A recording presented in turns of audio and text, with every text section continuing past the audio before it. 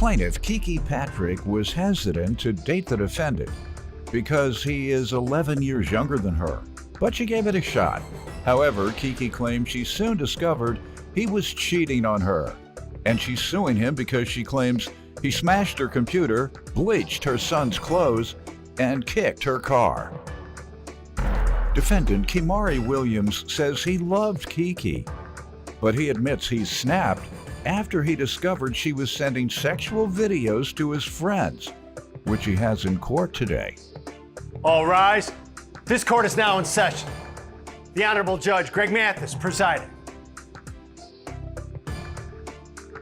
You may now be seated. Start with you. Your Honor, me and Kimari had been dating for about 6 months officially. So he a little young. I was a little skeptical on that. How much younger? 11 years. That's right. Yeah. You're a young man. Go ahead. Young man. But he mature in ways too that most young people are not. So I went ahead and gave it a shot. All of a sudden, he started to change and everything. Like, stuff started off how I needed to, regular, lovey-dovey, going out, chilling, being communicative. He was very consistent for his age. All of a sudden, he started changing, and I don't understand what was going on far as why he just started coming home late, like, not hitting me. How long after knowing him did you all move in? I'm sorry? How long after knowing him or dating did you all decide to move in together? He stayed with his grandma and them. So he just come over most of the time and kind of spend the night. He had little things over there, so not a lot. So maybe like 3 months after. How can you complain about him not coming home when he didn't live there? It was consistency.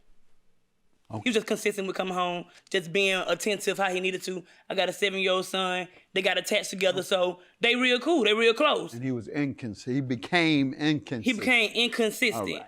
After preaching how consistent he's gonna be in just of a man. So like I said, y'all I gave him a talk? chance. Did you ask him what's up with you? Why you acting like that? Did you mention any of that? Yes, I did. I'm very communicative. I asked him what's going on, what's the issue. He not talking. He not really texting back. So me being a woman, me being me, I'm trying to cook, have a little night at the crib so we can talk it out. And all of a sudden, he don't show up. He don't answer. So I'm like, what's going on? Come to find out, he really messing with somebody else. How'd you find out? The phone ringing on and off. Bing, bing, bing, bing, bing. So I'm like, everything all right? Everything cool? He gonna tell me, yeah, everything cool. You ain't worry about nothing. So me being me, knowing that everything not cool, and he playing off and being distant, I pull up the phone records. I call Verizon. I get the details and everything. You know Verizon ain't finna lie. So I don't know what Verizon does. Go ahead. Yeah, but they ain't gonna lie. You can get everybody text message records, all that. So boom, I found out that he was texting this girl named Keisha. They had been having a couple of outings. They done did a few things, having fun. He sitting here telling her, yeah, I like what you did that night. I'm gonna come back over. And how you going back over somewhere and we already had plans to do something? So clearly you already done cut me loose. So I let it play out. The next day I asked him what's going on. All of a sudden, he don't know. He just decided to stay at the crib. Okay. All right, let me get some background from you, sir.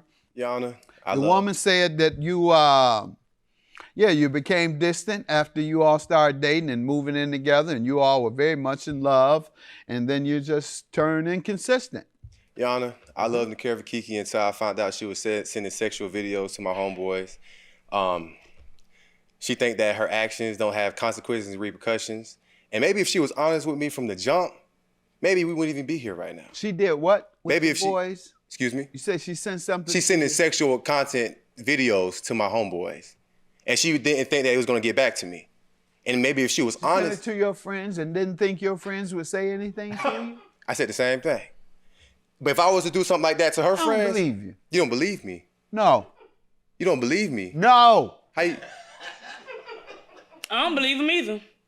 You ain't do that, So you tell me. No, So I ain't seen no videos to nobody. So you tell me why he sent me some videos. Not no sexual videos. We have a video. I brought it to you right What now. video? Oh, okay. Well, I see. Right what video? I want to see it. Why? We're about to Let's see. get it. Yeah. Now it's. Yeah, definitely. Kimari! See, this right here makes me mad all over again.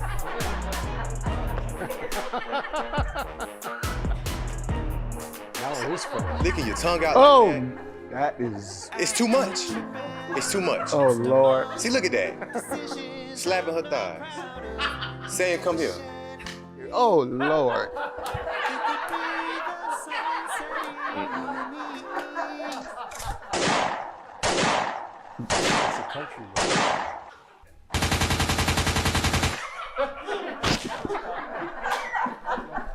That's embarrassing. Do you see the way how y'all laughing? That is embarrassing. That's why I send videos of people. That's content that I create. Licking your tongue out. I send that to my daddy. I send that to my brother. That's So family. I guess I'm trying to go with my brother and my daddy too. That's then. family. Your I Honor, guess I'm trying to go with them too. Your Honor, I guess I'm trying to be in love with them too. I guess I'm finna do ancestors around here today. I think it's sexy. I think it's real sexy. She all It all juicy and Big chocolate. body. Why you send it to your father then and Right. your brother? That's If right. it's 'Cause he's not sexy. looking My at- daughter better not send me no hypersexual stuff. She licking her tongue out, slapping her thighs. That's showing him what you gonna do. It's Your baby. Honor. You ain't done that with your father. Come on. Your Honor, I send all my videos to everybody in a group chat chain message, and they all have a caption on them that explaining the caption. It goes with the song. So at the end of the day, I don't see no issue with it. Now, if I'm looking at his perspective, maybe it could have been something, but ain't nobody looking at me like that. That's content that I create. Licking your tongue out. I send that to my daddy. I send that to my brother. That's So I family. guess I'm trying to go with my brother and my daddy too. That's then. family. Your I guess Honor, I'm if I trying to may- go with them too. I think it's sexy. I think it's real sexy. She all It is. She all juicy and chocolate. body. Why you send it to your father then and Right. your brother? That's If right. it's 'Cause he's not sexy. looking My at- daughter better not send me no hypersexual stuff. She licking her tongue out, slapping her thighs. That's showing him what you gonna do. Plaintiff Kiki Patrick is suing her ex-boyfriend, who claims he broke up with Kiki after she sent sexual videos to his friends. And he has the videos in court today. Men look at things very different when they're in love. Don't you? He wasn't in love. Sir, Your Honor. don't you look at things different when you're in love? Yes, sir. Okay, make sure now. Love don't go out and cheat. Love sit down and have a conversation and communicate about what's going on so you can get the understanding I of never what's cheated. going on. I never cheated. Yes, Your you Honor. did. So I guess Keisha just lying. How she know your birthmark at? Do I need to tell everybody where it's at? Yeah. I do. Wait, let's not do that. Let's not do that. We're not. Oh, okay. You may Yeah, know cause what- We're not going Yo, there. what- We're not going there. I'm over it. at Only this reason point. why she know my birthmark is because we went swimming, sir.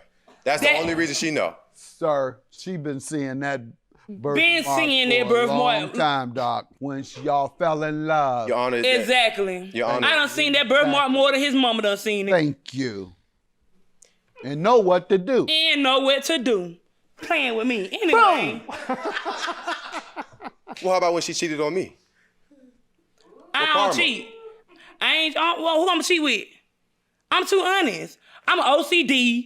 I don't like a lot of people. Corona going around. Monkeypox going around. Who I'm finna cheat on, Excuse Judge? me, Your Honor. How is she? How? Judge, Your ain't nobody Honor. got time for that. I got a son who got to get tested every week at school for corona and everything because of what's going on. Why would I cheat? That's nasty. How is That's she honest? OCD. How is she I got honest? sensitive skin. I'm not gonna She's break lying. out. If I was cheating, you would see it. You would see it. How? I'd be over here itching and scratching, and he wouldn't It's know. probably He'll not be. fair You enough. need Cause to he'll watch be the itching and men you scratching. cheat with. It's probably if not your fair men enough. make you But itch and I'm just scratch, saying. why would you itch and scratch after seeing one of your men? I don't understand that.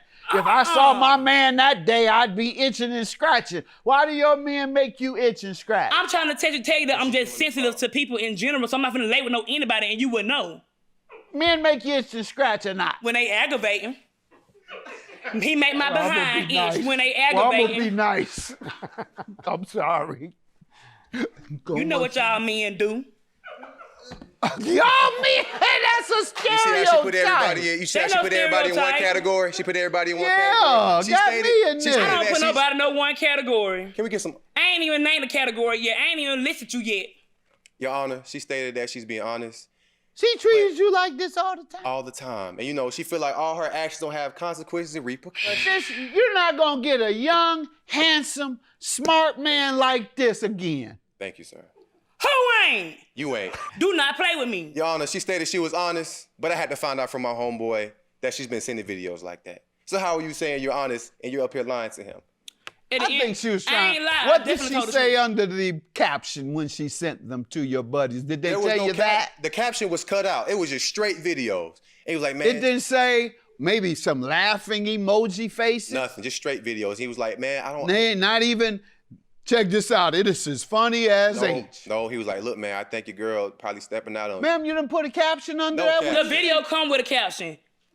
Do I need to name the social media platform I of didn't its get the own? caption, sir. You gotta tell his friends why you It's on the sending them caption. that. Reading is fundamental. When you send a link somewhere, when you click on that link, it's right there at the bottom. It says it states it at the bottom what it is. What'd it say? The caption, as a matter of fact, the caption was on the video. Now, how it's not on the video as he give it sitting to y'all somehow, I don't know. Do you But the recall what it said?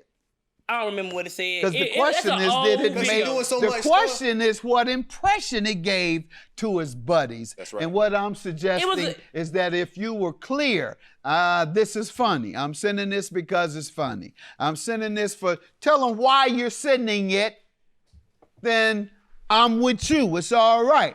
But if you're just sending folks pictures that you believe, you said you thought it was sexy, he said he thought it was sexy, then the question becomes, did you do anything?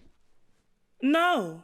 All I did was just send the videos to everybody. Now, granted, if I make content like that all the time, whether it's like this, being funny, fully clothed or not, I send the same one. So why not tell him? But to my homeboy, why why you not send it to tell my him about homeboy? every video? Why your homeboy It doesn't make and sense. why everybody not telling you about every video that I send them? I send the same videos the same way. So if I'm sending you stuff that regardless of me dancing, telling a skit, telling a joke, and I send you this one, I'm not looking at it like that. Right. I'm just looking at I'm sending you Have your content. I'm homeboys setting up ever you gotten up. any other videos from her? They just sent me that one. They chose to Did send you us. ask? But I did ask him. He was like, well, this one is a little too sexual. I don't know. This one, meaning she has sent them ones in the past. But he said that there wasn't no other ones that were sexual like that. That's just because he's a freak. Everybody else ain't say that. He's a sex They fiend. been seeing He's a this sex stuff before. fiend, They and he don't can't even even argue. watch a woman doing exercise and entertaining in a fun and humorous way without thinking it's something sexual. He's just a sex fiend. Don't put that on her because your friends are sex fiends and cheaters like you. Am I right or wrong? You know you right.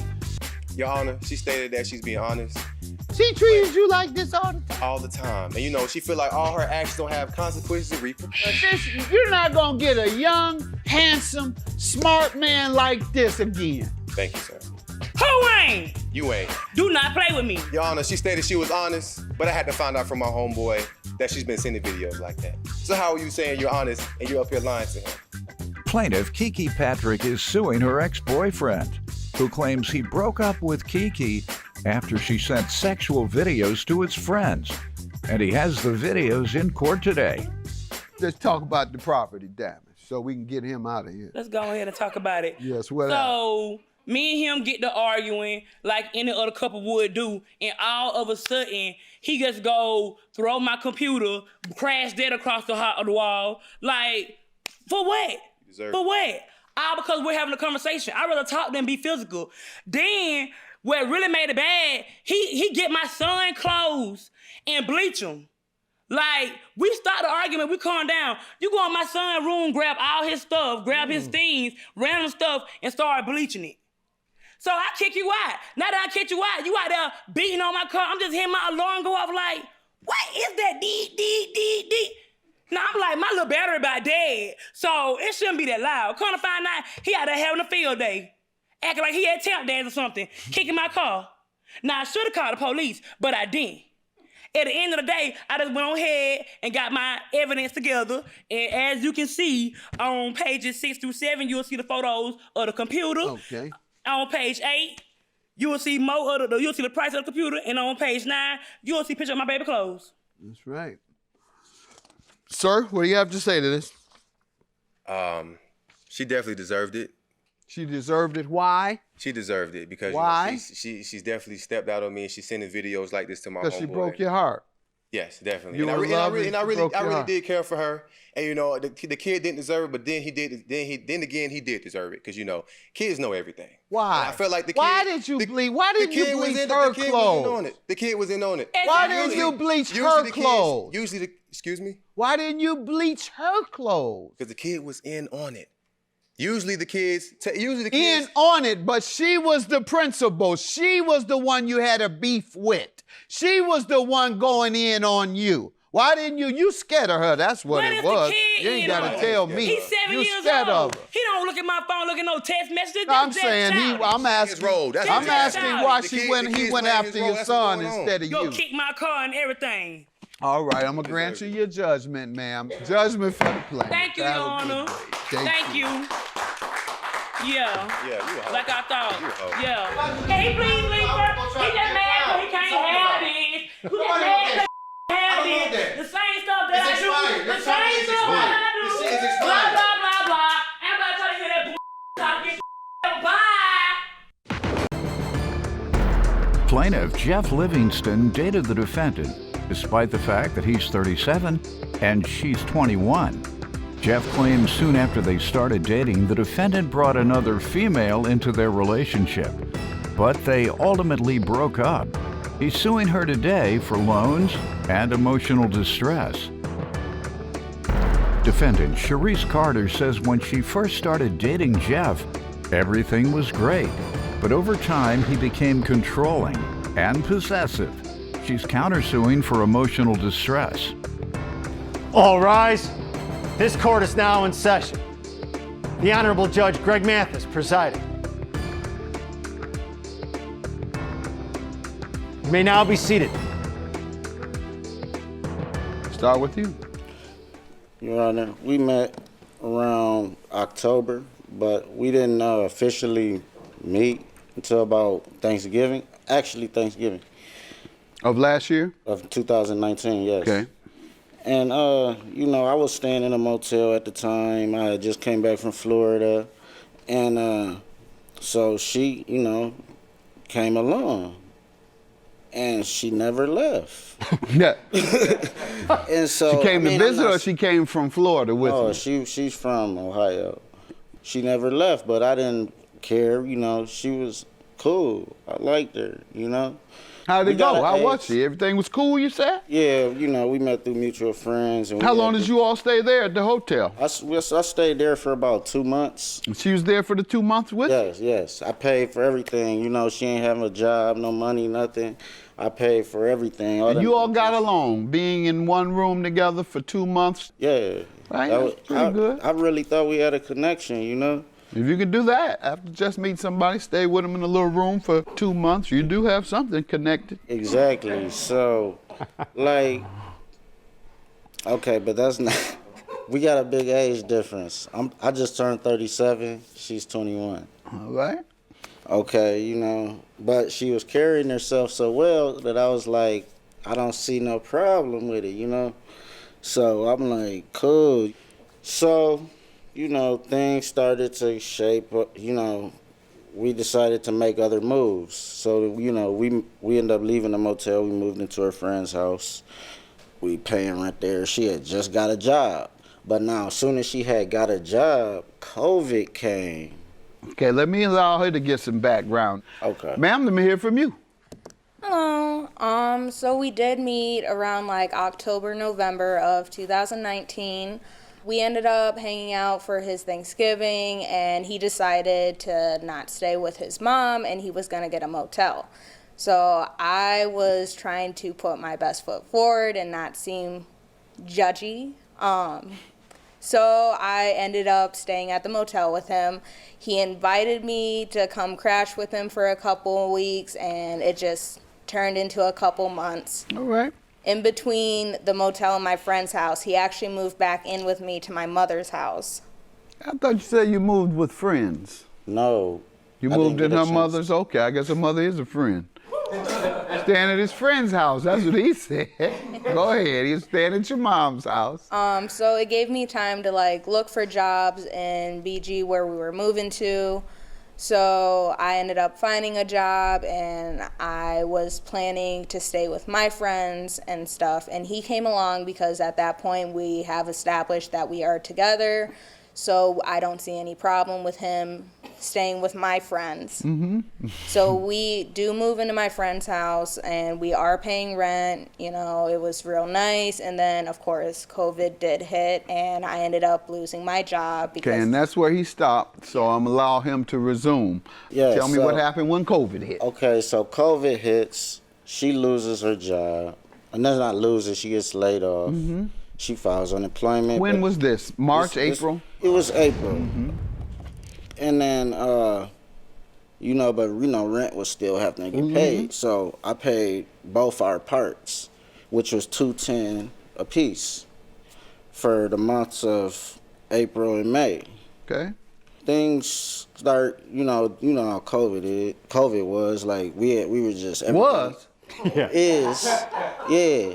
Go ahead. So we just all together like for a long time, like. And it's good.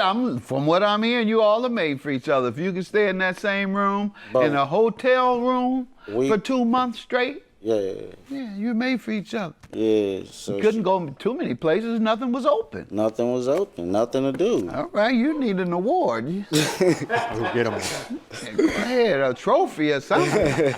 I had to go to an entire separate spot every couple of days. Man, it wasn't nothing but during the daytime.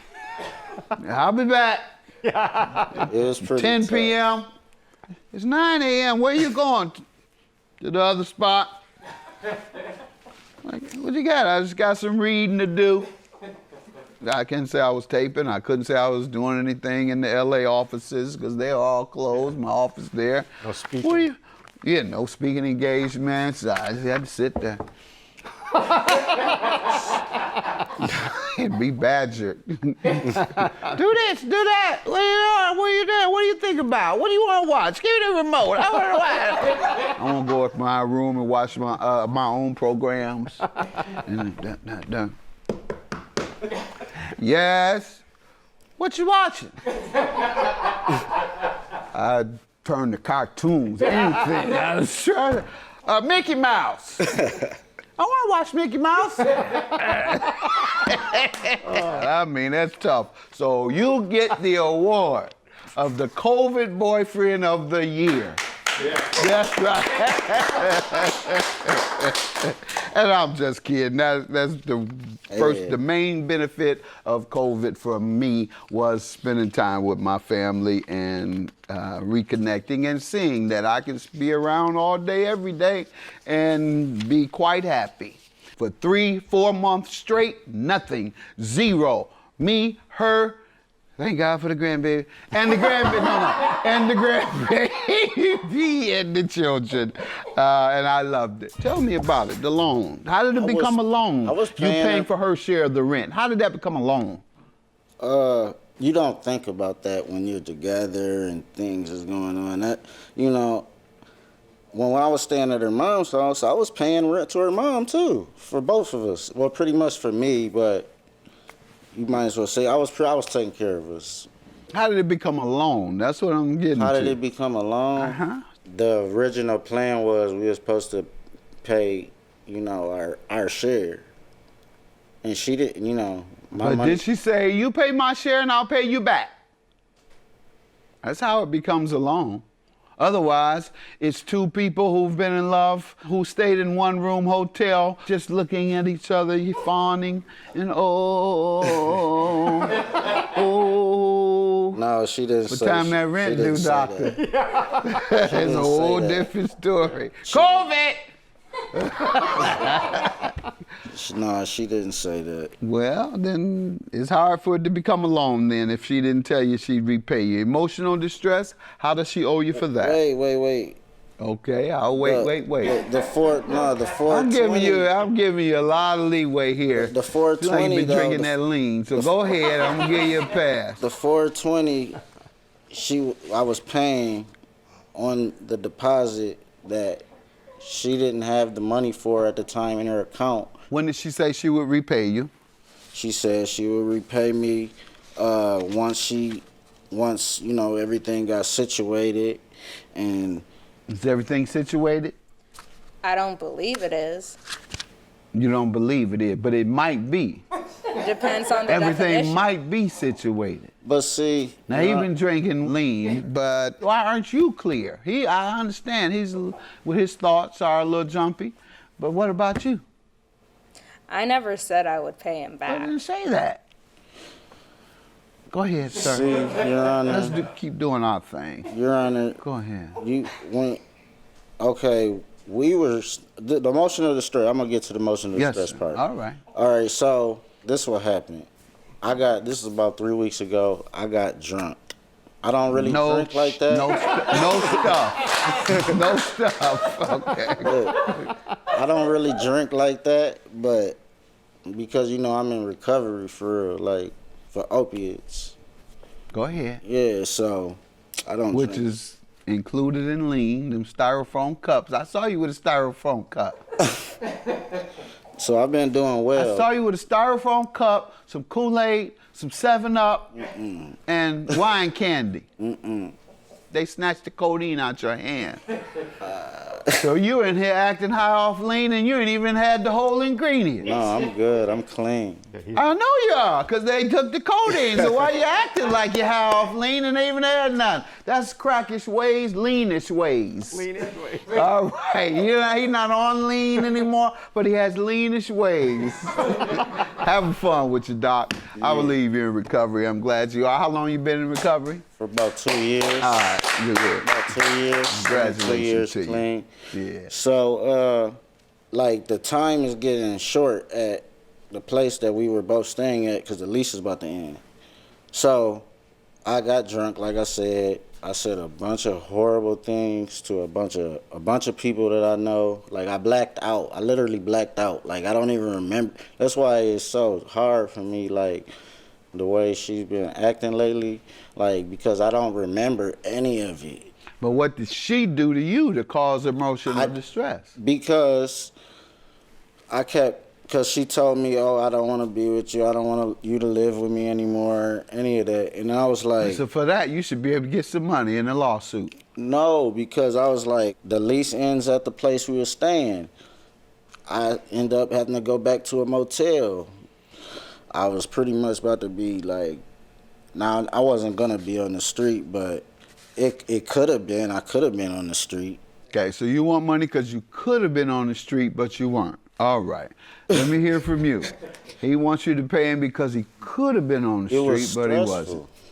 It was ahead. all good in the beginning. Like, I was used to him taking care of me because he was paying the rent at the motel. He was buying us food. You know, he was really doing that older man role that I saw. So once I get this job, COVID hit, I ended up getting laid off. So while that was happening, he paid my rent. But from my understanding, we were together and he was already paying my rent before this. So I didn't think that I had to pay it back. He never discussed with me that if something were to happen between us, that I would have to end up paying him back. Go ahead. So after COVID clears up some, we're able to open up more stores. I end up going back to work. At that point, I know on one instance, he starts becoming more possessive now. Instead of being really sweet and it's like nice because he's there for me, it's more now he's being controlling. All right, where do you work? I work at a gym. So it's a lot of men in the gym. Right, that's why I asked you where you work, and when you said that, I said, oh, okay, that's what that is. It's very understandable. I'm not saying anything, but if I'm talking to someone who has a question that happens to be a male, or like it's a regular customer and it's like come in same time every day, and I say, oh, hey, how's your day? He always had to know what we were talking about. He had to know how I knew them. He had to know everything we said, why we were talking, and a million other questions. So he started staying at my job. He started staying at your job. He would come with me when I went to work so he could work out. What time? About 2. Oh, in the afternoon, okay. Yeah. And then most days at the earliest he would leave is 4 hours later, around 6:37 when I had my lunch, because he would buy me lunch every day. And then some days he would stay later because he was in meetings or he was just like having a really long workout, so he would stay 6 to 8 hours a day.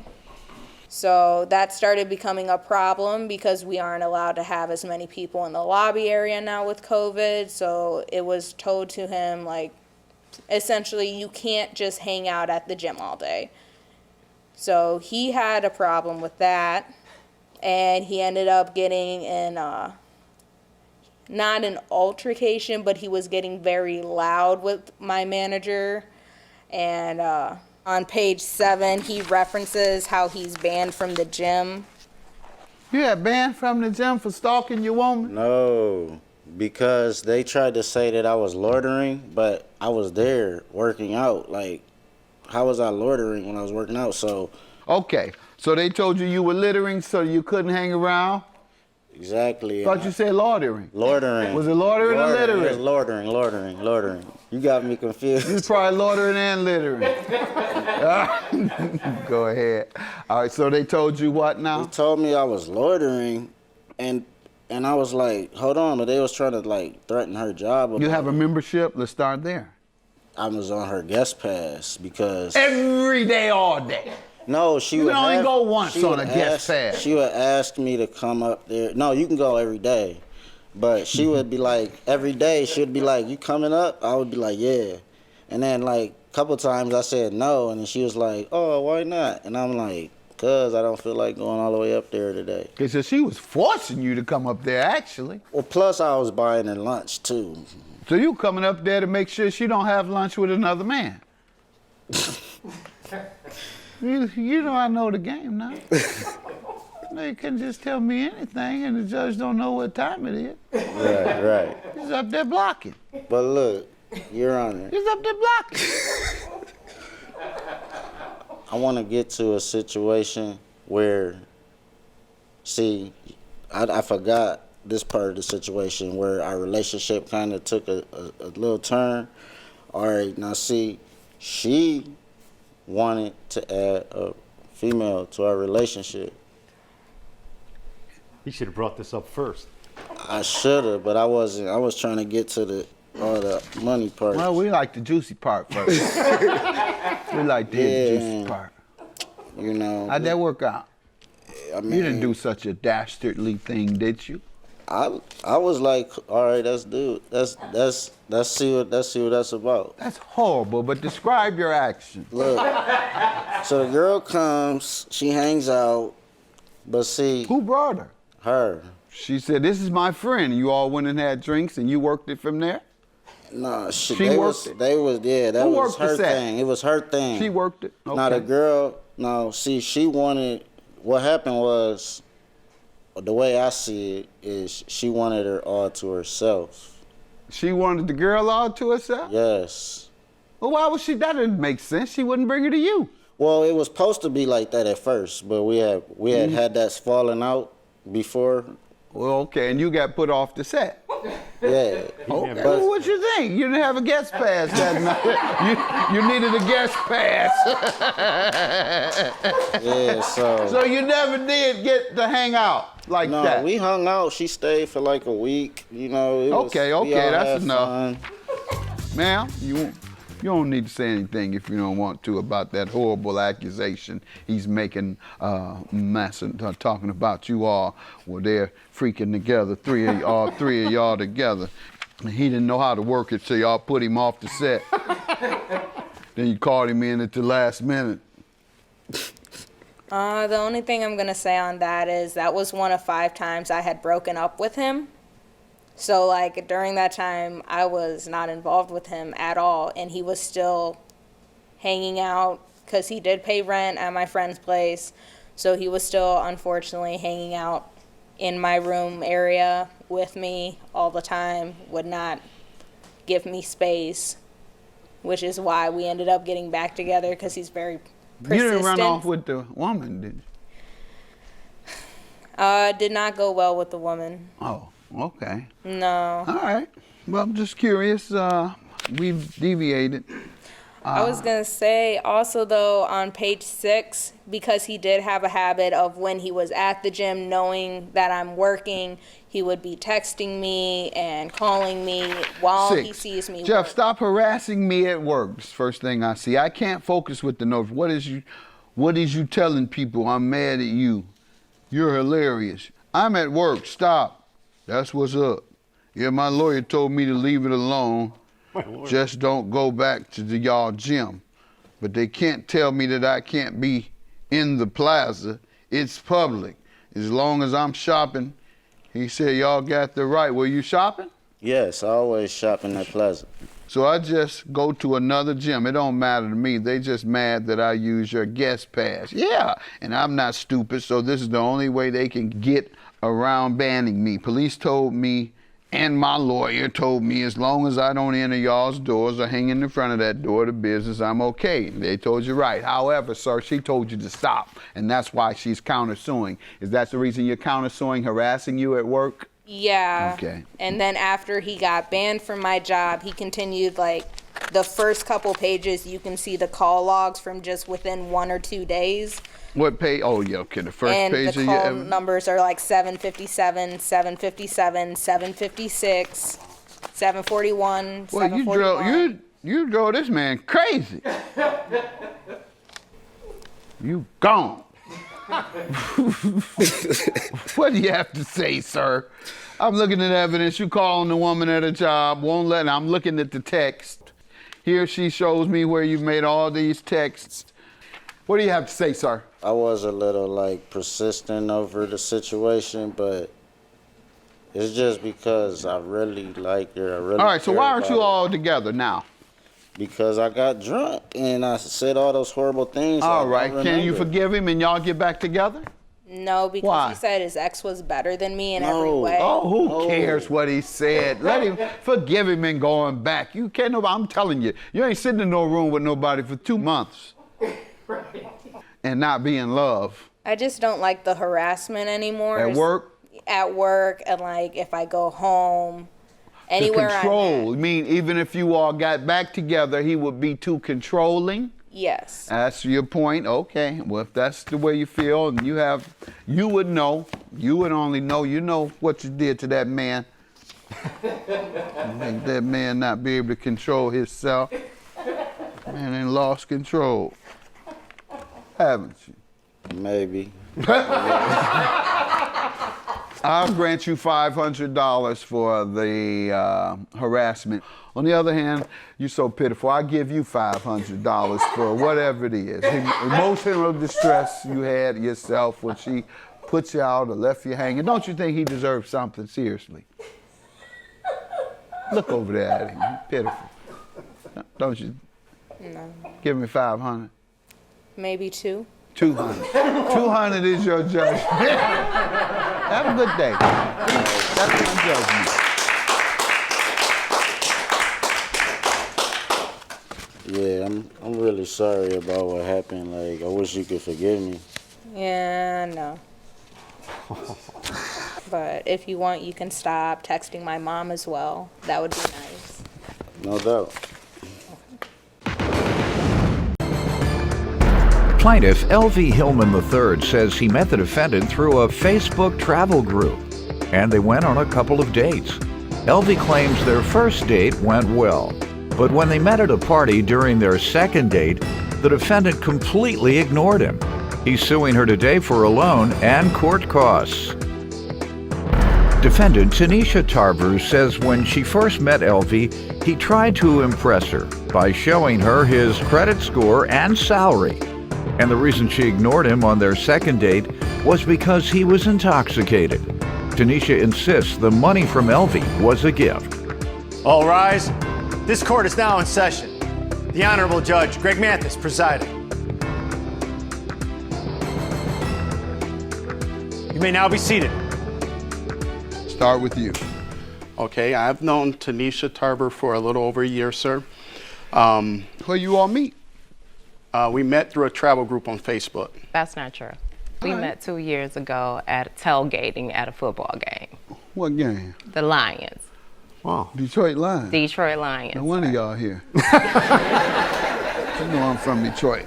But, and the owners, they didn't even invest in a great player to be with Barry Sanders, who was regarded as the top running back in the history of the game. And they had him out there by himself for 8 or 9 years. Wouldn't get him a good quarterback. Nobody. The best way to put it is he was the only Pro Bowler on the team for like 8 years. So don't tell me nothing about no Lions. So if they can't invest, neither am I. I'm with the Rams now. Go ahead, sir. Y'all got me distracted. Don't you mention no Lions to me. But that's where we met. Sir? So recently, You say y'all met at the Lionsgate and that was so uneventful you forgot. yes, sir. All right. Tell me, when you all met, what did happen? Recently, we went on a trip to Cincinnati for the Cincinnati Music Fest. The two of you? As part of the travel group. Yes. We got more acquainted on the bus trip on the way back. We decided to exchange numbers and to potentially date. How long ago? July 27th was the weekend of the Jazz Fest. July of 19, you all decided to begin dating. That's the first time? Yes, sir. Okay, go ahead.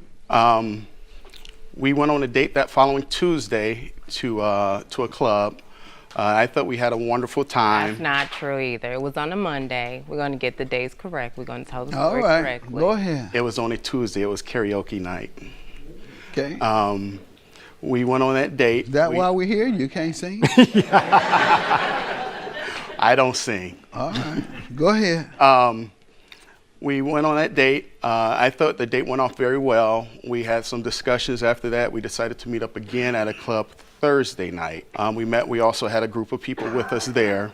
We decided to leave that group to go to another friend's birthday party at a different club.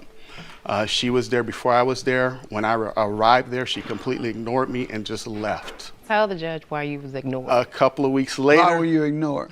I have no idea. Because I was ignored. Drunk? He was extremely drunk. Yeah, see, that's everything I've heard. Club, club, club. Why do you all didn't meet at church, church, church? Yeah. Because that's what he does. He frequents bars. I don't frequent bars that often as he does. Yeah, let me hear from you. So we, as Mr. Hillman stated, we did end up at a local bar on the east side where he actually lives. I went out. Of what city? Warren. Detroit? Warren. Oh, Warren, Michigan? Mm-hmm. In Warren. He actually presented himself to me. This was his pitch. I'm tall, I'm easy on the eyes, I'm God-fearing, I'm fun, I have a 700+ credit score, no underage kids, I'm single, I live alone, I have evidence where he even sent me his credit score as well as his salary. He was trying to impress me. Yes, he did. Here you go, Your Honor. He knew that he was out of his lane with trying to date me. How so? Why do you say that? Because, I mean, he's just not the normal type that I would date. So I decided to give an ordinary guy a chance. I've been single for about 3 years.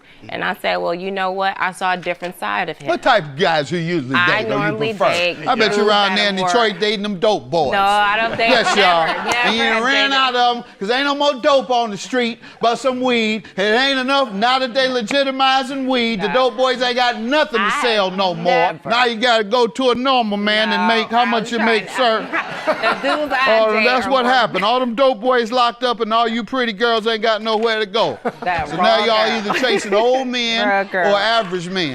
Go ahead. That's what she referred to, not me. That's not me. That's not I me. don't see anything about his. Right there. If you y'all go to Perfecting Church? No, I used to. Pastor Winans? I used to go to Perfecting. Oh, you used to? Who leaves Perfecting? No, I did. Pastor Winans is a great man. I go to God. Triumph Church now. You go where? Triumph. That's Pastor my man, Glenn Kenlock? Yes. Pastor Kenlock's. Yeah, love him. Well, I don't know, you right there. You. Just don't come over to our church with that mess.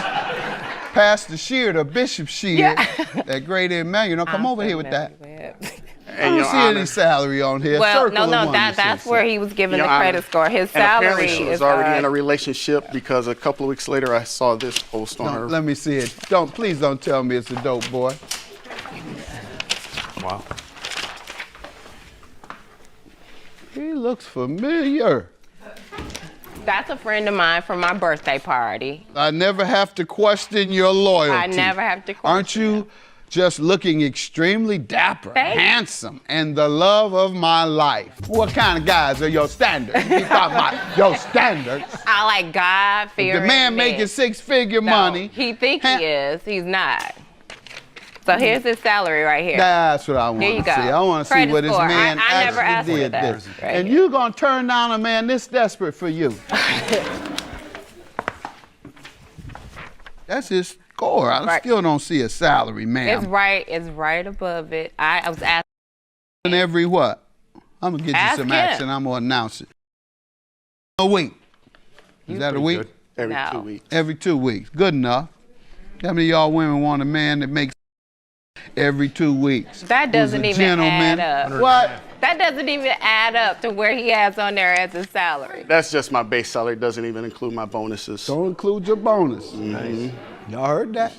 With bonus, with bonuses, 6 I figures. never even asked him about his salary. He presented that to me.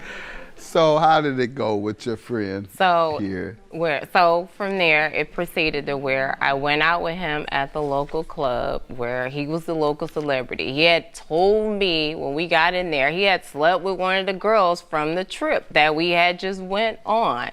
I began to Did feel. you tell her that? Yes, he did. Yeah, I did. Oh, you know, And man. then- How you figure you gonna come up? Go ahead. So then it was just other women that was in there that he supposedly had been with, that some women was supposedly his sister and all. I'm just gonna make the best out of the situation, enjoy my evening. Just went on from there. A poor man's playboy. Go ahead. Your Honor, I told her about the woman from the trip just so she didn't get blindsided by somebody coming up to her saying I something didn't even slick. care. Tell me about this loan. It wasn't a loan. It was a gift. Let him tell me. Okay, prior to our going out on the date that Tuesday, she discussed that her car was in the shop and she was going to have to pay $500. Oh, that's dry begging. Go ahead. Now let's go back to where he asked, do I need anything? Did you start And- off by asking whether she needed anything? Absolutely. She told me that. Here you go, Your Honor, right here. Let's see it. Now, I'll let you say And your it's- piece, and it's but right let him say here. his. Go ahead. She started off stating about that she didn't have the money to pay it and she was going to have to charge it on her credit card and pay that interest on that. That's not And I asked her, did you need any help via text? Now, during a discussion after I sent her the money, I told her that this is interest-free. You don't have to pay it back all at once. That's you can a pay lie. it back in any increment you can because I was under the impression we were going to be in a relationship. Then she texted me the following day stating that she was about to send me my money back, that she felt uncomfortable with the situation and she didn't want me to feel used. Okay. And that text is right Let here. me give you a little advice real quick. And See, as you say, it looks like you make six-figure money. Let me have his evidence. So I know you, if you're from Detroit, you got a lot of folks who are on low income, and they're probably calling that.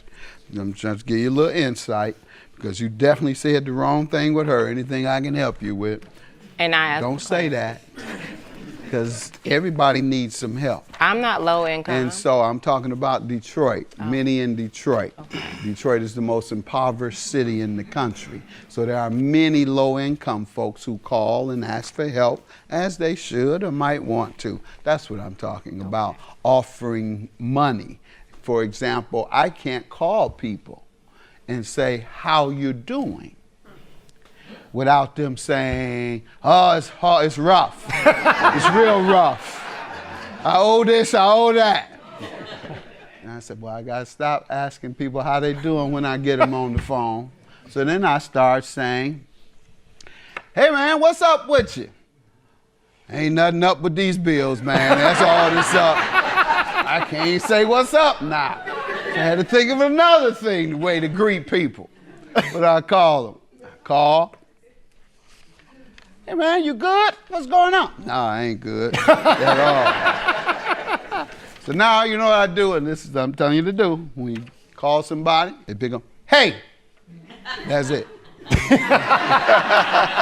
right? yes, Just say, hey, that's what I do. Even when I call people, and not only when I get a call, when I call people, hey. Or like good Christians do, or those who come out of rehab, you say, praise the Lord. That's how you know they've been on dope before. Just kidding. Just the ones that I know. When they've been on rehab and they go to church, they come back out and knock every other word. Praise the Lord!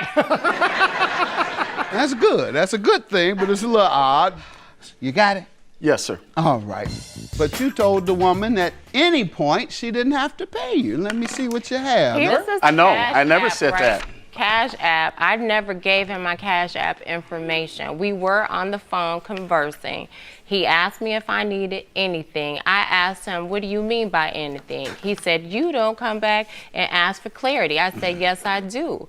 And then that's when I said, well, hey, right now I'm dealing with this issue with my car. It was hit by a deer. He even offered to let me use his truck. Okay. While we were on the phone, I get a notification from Cash App, and I never gave him gave him my information. It was a cha-ching. And I said, wow, you just sent me this Cash App notification. I never sent you my information, and I didn't even tell you how much I needed. And when he started expressing his desires for you, that's when you said, let me get this man his money back to get him out my, or tell him I'm gonna get him out. That's not true. It was actually after we had gone on the first date. He told me about he had been married twice and that he had been burned supposedly by his ex, and that she used him. So I felt sorry for him. I didn't make a promise or any of that. It was a gift. She sounded like she sounds like the typical woman who wants nothing from a man. That's how, let me read it to you. You need anything? This is you. She's like, anything like what? She didn't say, yeah. And you say, anything like anything. I mean, you're pushing something on it. Well, since you said anything, yes, I do need something. Hello? What? I'm supposed to get my car out of the shop. Oh, we go together now.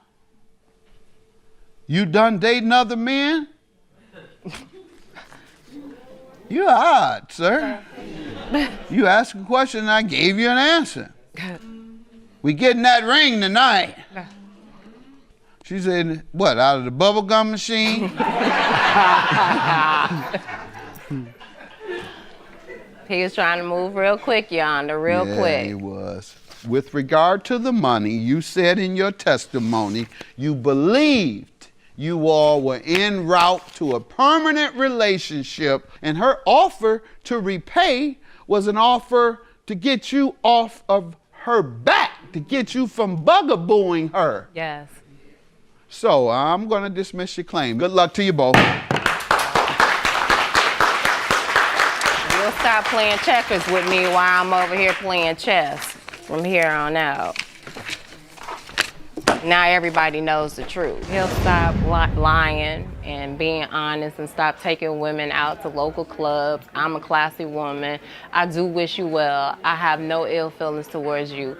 Now I can put this behind me. I truly understand and I agree with the judge's judgment. For me, it's over with. Plaintiff Letisa Brewer says she dated the defendant years ago. And after they reconnected years later, she rented a house from him. Letisa claims every day after she moved in, the defendant sexually harassed her. And she's suing him today for damaged property and emotional distress. Defendant Aaron McKinley insists he never dated Letisa. And he certainly never sexually harassed her because he's a happily married man. Aaron's countersuing for unpaid rent and property damages. All rise. This court is now in session.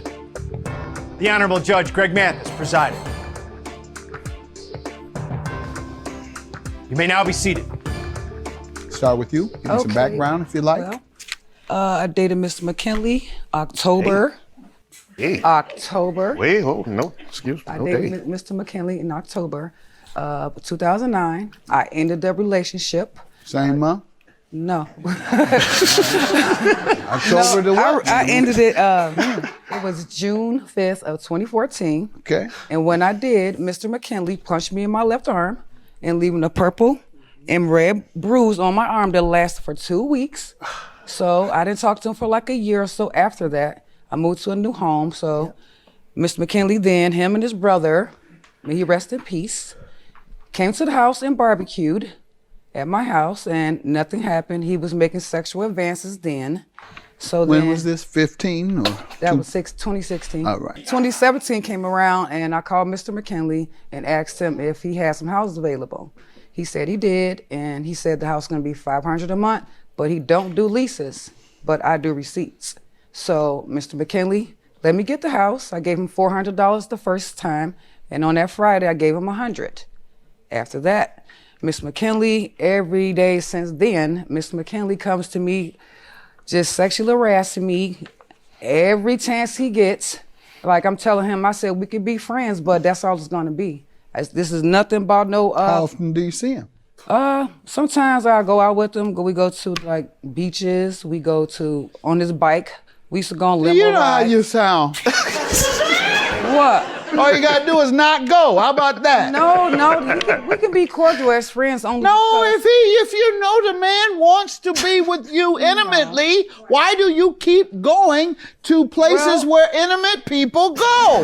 No, me and Miss McKinley used to date, and that's. I know. I'm just giving you some friendly advice. Okay. If you don't want to be harassed by your ex, don't give him the impression you might be open to resuming that relationship by going to the beach with him, by going to movies with him, by going to all the romantic places that people go. Okay. Go ahead, sir. All right. I met Miss Brewer through my drumline 2 years ago. I run McKinley Boys Drumline, which her You all son- didn't go together from 09 to 14? No. I'm a married man, been happily married for five years, been with the same girl since I was All right, well, you can tell me in the teenager. back. And, Go ahead, you know so Anybody go that far overboard? Go ahead. with the drumline, All her you son had to was do is part. say, oh, no, y'all not married. Go ahead, sir. So I know her from the drum line, and to let the kids rehearsal and everything like that, I either would load them up on a bus, take them to a big park so the drums can be heard and they can have their practicing and marching and everything. And she used to always come to just harass the team, different guys I had on the team. She'll try to flirt with them. She'll try to flirt with me. And like I said, I've been married. So she would come all the way to the practice. She would come to the practice just to with her- harass men, with her- sexually harass men. With Not to her see son.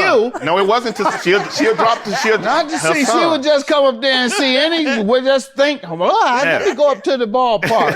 I know my son up there and might be McKinley some up men there. up there I Yeah, can harass. yeah. Lifeless. She don't have a life. Go ahead, sir. So Women don't have to do anything but go to the grocery store. Your men hitting on them everywhere they go. Right. Go So ahead. That's basically where she knows me. No, relationships, dating status, never dated, never took her to a McDonald's.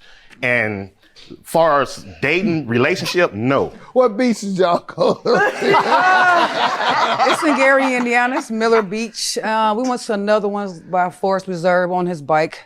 You know, I have proof. I got pictures. Y'all riding together on the same bike.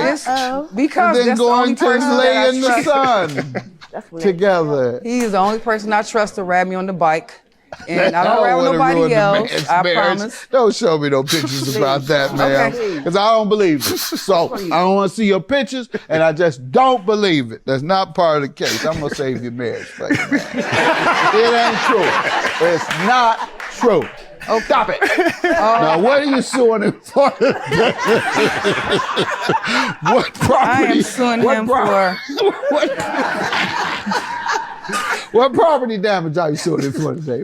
Everything I lost in the house. Tell me, describe what happened. I know last I heard you were renting from him. Then what? Originally, he said he was going to sell the house.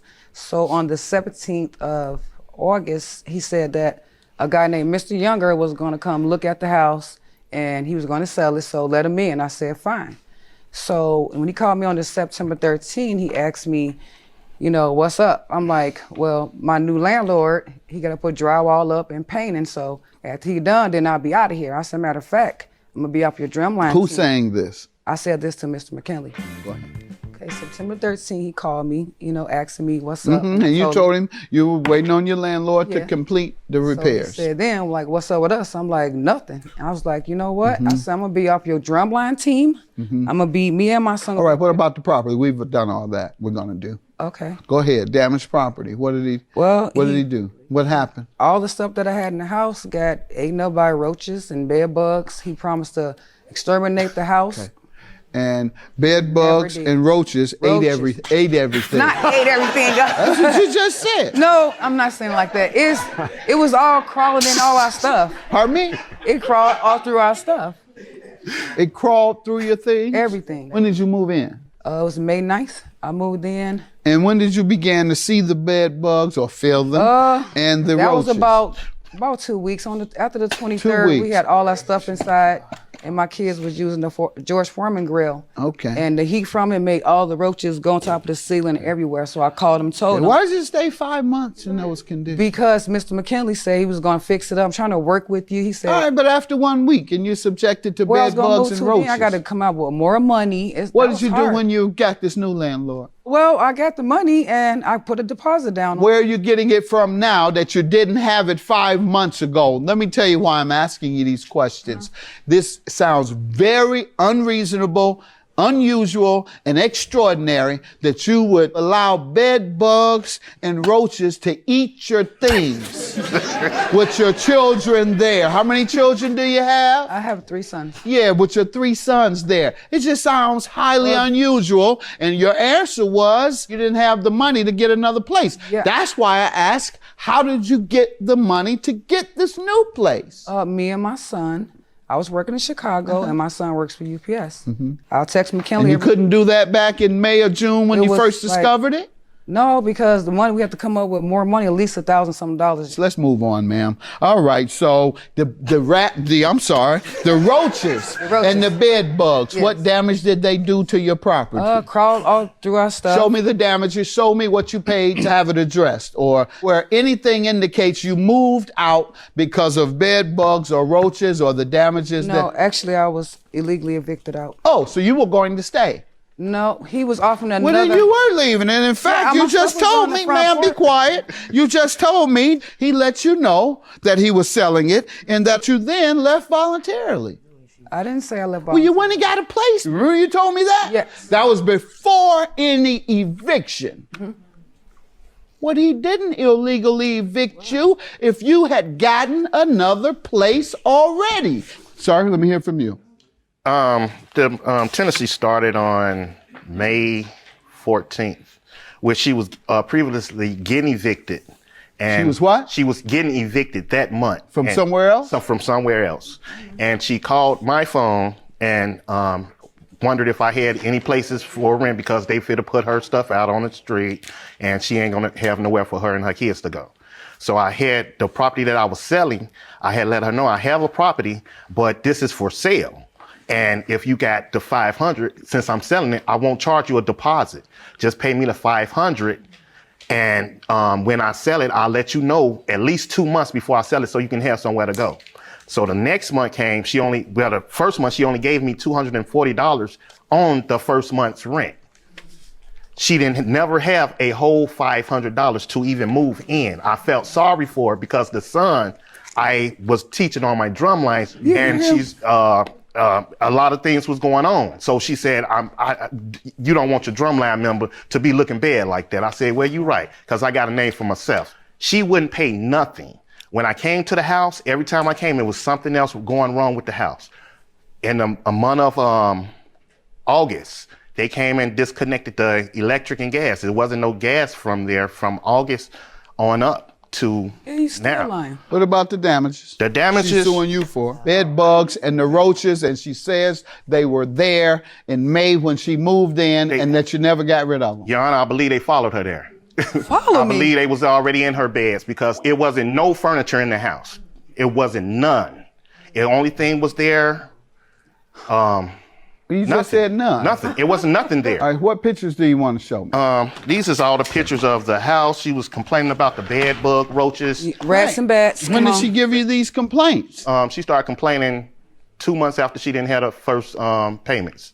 After she hadn't paid After rent? she ain't paid. It was something every month. Oh, it's roaches. And dog pooping over the floors. And whose dog? Her dog. She had 2 dogs. Yeah, I see dogs. 2 dogs.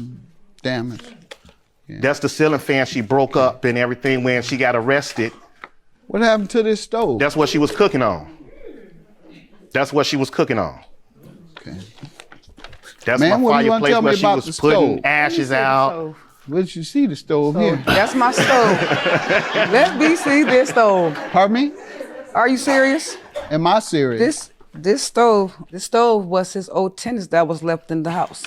Also, it was a big entertainment center and some other crap that was in there that we took out. Okay. He wouldn't take it out because he was going to take this to another apartment that we So had. you accepted that stove? No, I have my own stuff, and I told him, I said, my stuff. Okay, so you didn't use that stove? No, I didn't. Okay, good enough. And ma'am, let's talk about the rent. That's his counterclaim. Were you ever late? And did you ever miss any months paying rent? I was late, sir. How often? Two times. Okay. And sir, do you have any evidence that she was late more than twice? She wasn't late. She wasn't paying. Ma'am, did you pay every single month you were there? Yes, I have, sir. I'll take late. Okay, you have receipts? Yes, I do, Let's see sir. them. And you say she paid nothing, sir? Nothing. Wow. Nothing. He said She nothing. paid the $240. What is this you're handing me, ma'am? You're handing him a stack of papers. That's what all I have those done. are receipts? Yes, sir. Okay, Even the let's stuff see I them. wrote They better down. all be receipts. Yes, they are. They better all be receipts. From him. I don't know what this says. You can't read it. This says Brewer received from Brewer and $470. How much is the rent? $500. All right. Hand that to him. Sir, have you ever seen that? Fake news. Fake news. Heck Fake no. news. Okay. Boy, this man something else. Okay, we have one signature here. All right. And that signature is from Aaron. Yeah, that's you, right? Well, here we go. This is going to be easy. Ooh. Sign your name if you don't mind. And if you don't mind handing me your driver's license. Okay. Can I have your ID, please? Whew, I thought this was going to be a tough, long case. Just made it easy on me.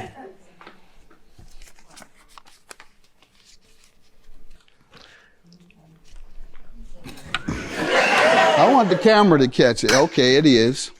Because the camera will see that this receipt is an exact match to your driver's license and to what she provided me in this receipt. Have a good day. Judgment for the plaintiff. Your claim is dismissed. You attempted to defraud the court. Have a good day. Hallelujah.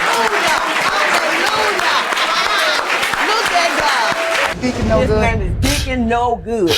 And these is two Deacon, no, he don't even know me. ratchet thoughts. He don't That's even what it know is. This me. is a ratchet He thought. don't even That's know what me you is. because he got Because caught he up lied. in his But you always lies. She sexual lied harass too me. much. She knows she ain't. Sexual she knows harass she ain't me paying every no chance rent. he get. She He knows she got ain't paying no my- rent. Look at He this. You was think I her would want woman. that? I will not want that messing with for her. real. He Do gets you think I mad want I some got black? pictures of him. I can show you some more pictures. So I get on the bike. Busted. Plaintiff Christopher Jones was married to the defendant, and they have a child together. Christopher claims the defendant keeps their daughter from him because she doesn't like his new girlfriend, and he filed a restraining order against her after she harassed him. Christopher suing because the defendant vandalized his car. Defendant Tykeisha Parrish says while dating Christopher, he cheated on her and had 5 children with another woman. Tykeisha claims after their divorce, she had Christopher arrested after he broke her car window, and she's countersuing for child support and a bank fee. All rise. This court is now in session. The Honorable Judge Greg Mathis presiding.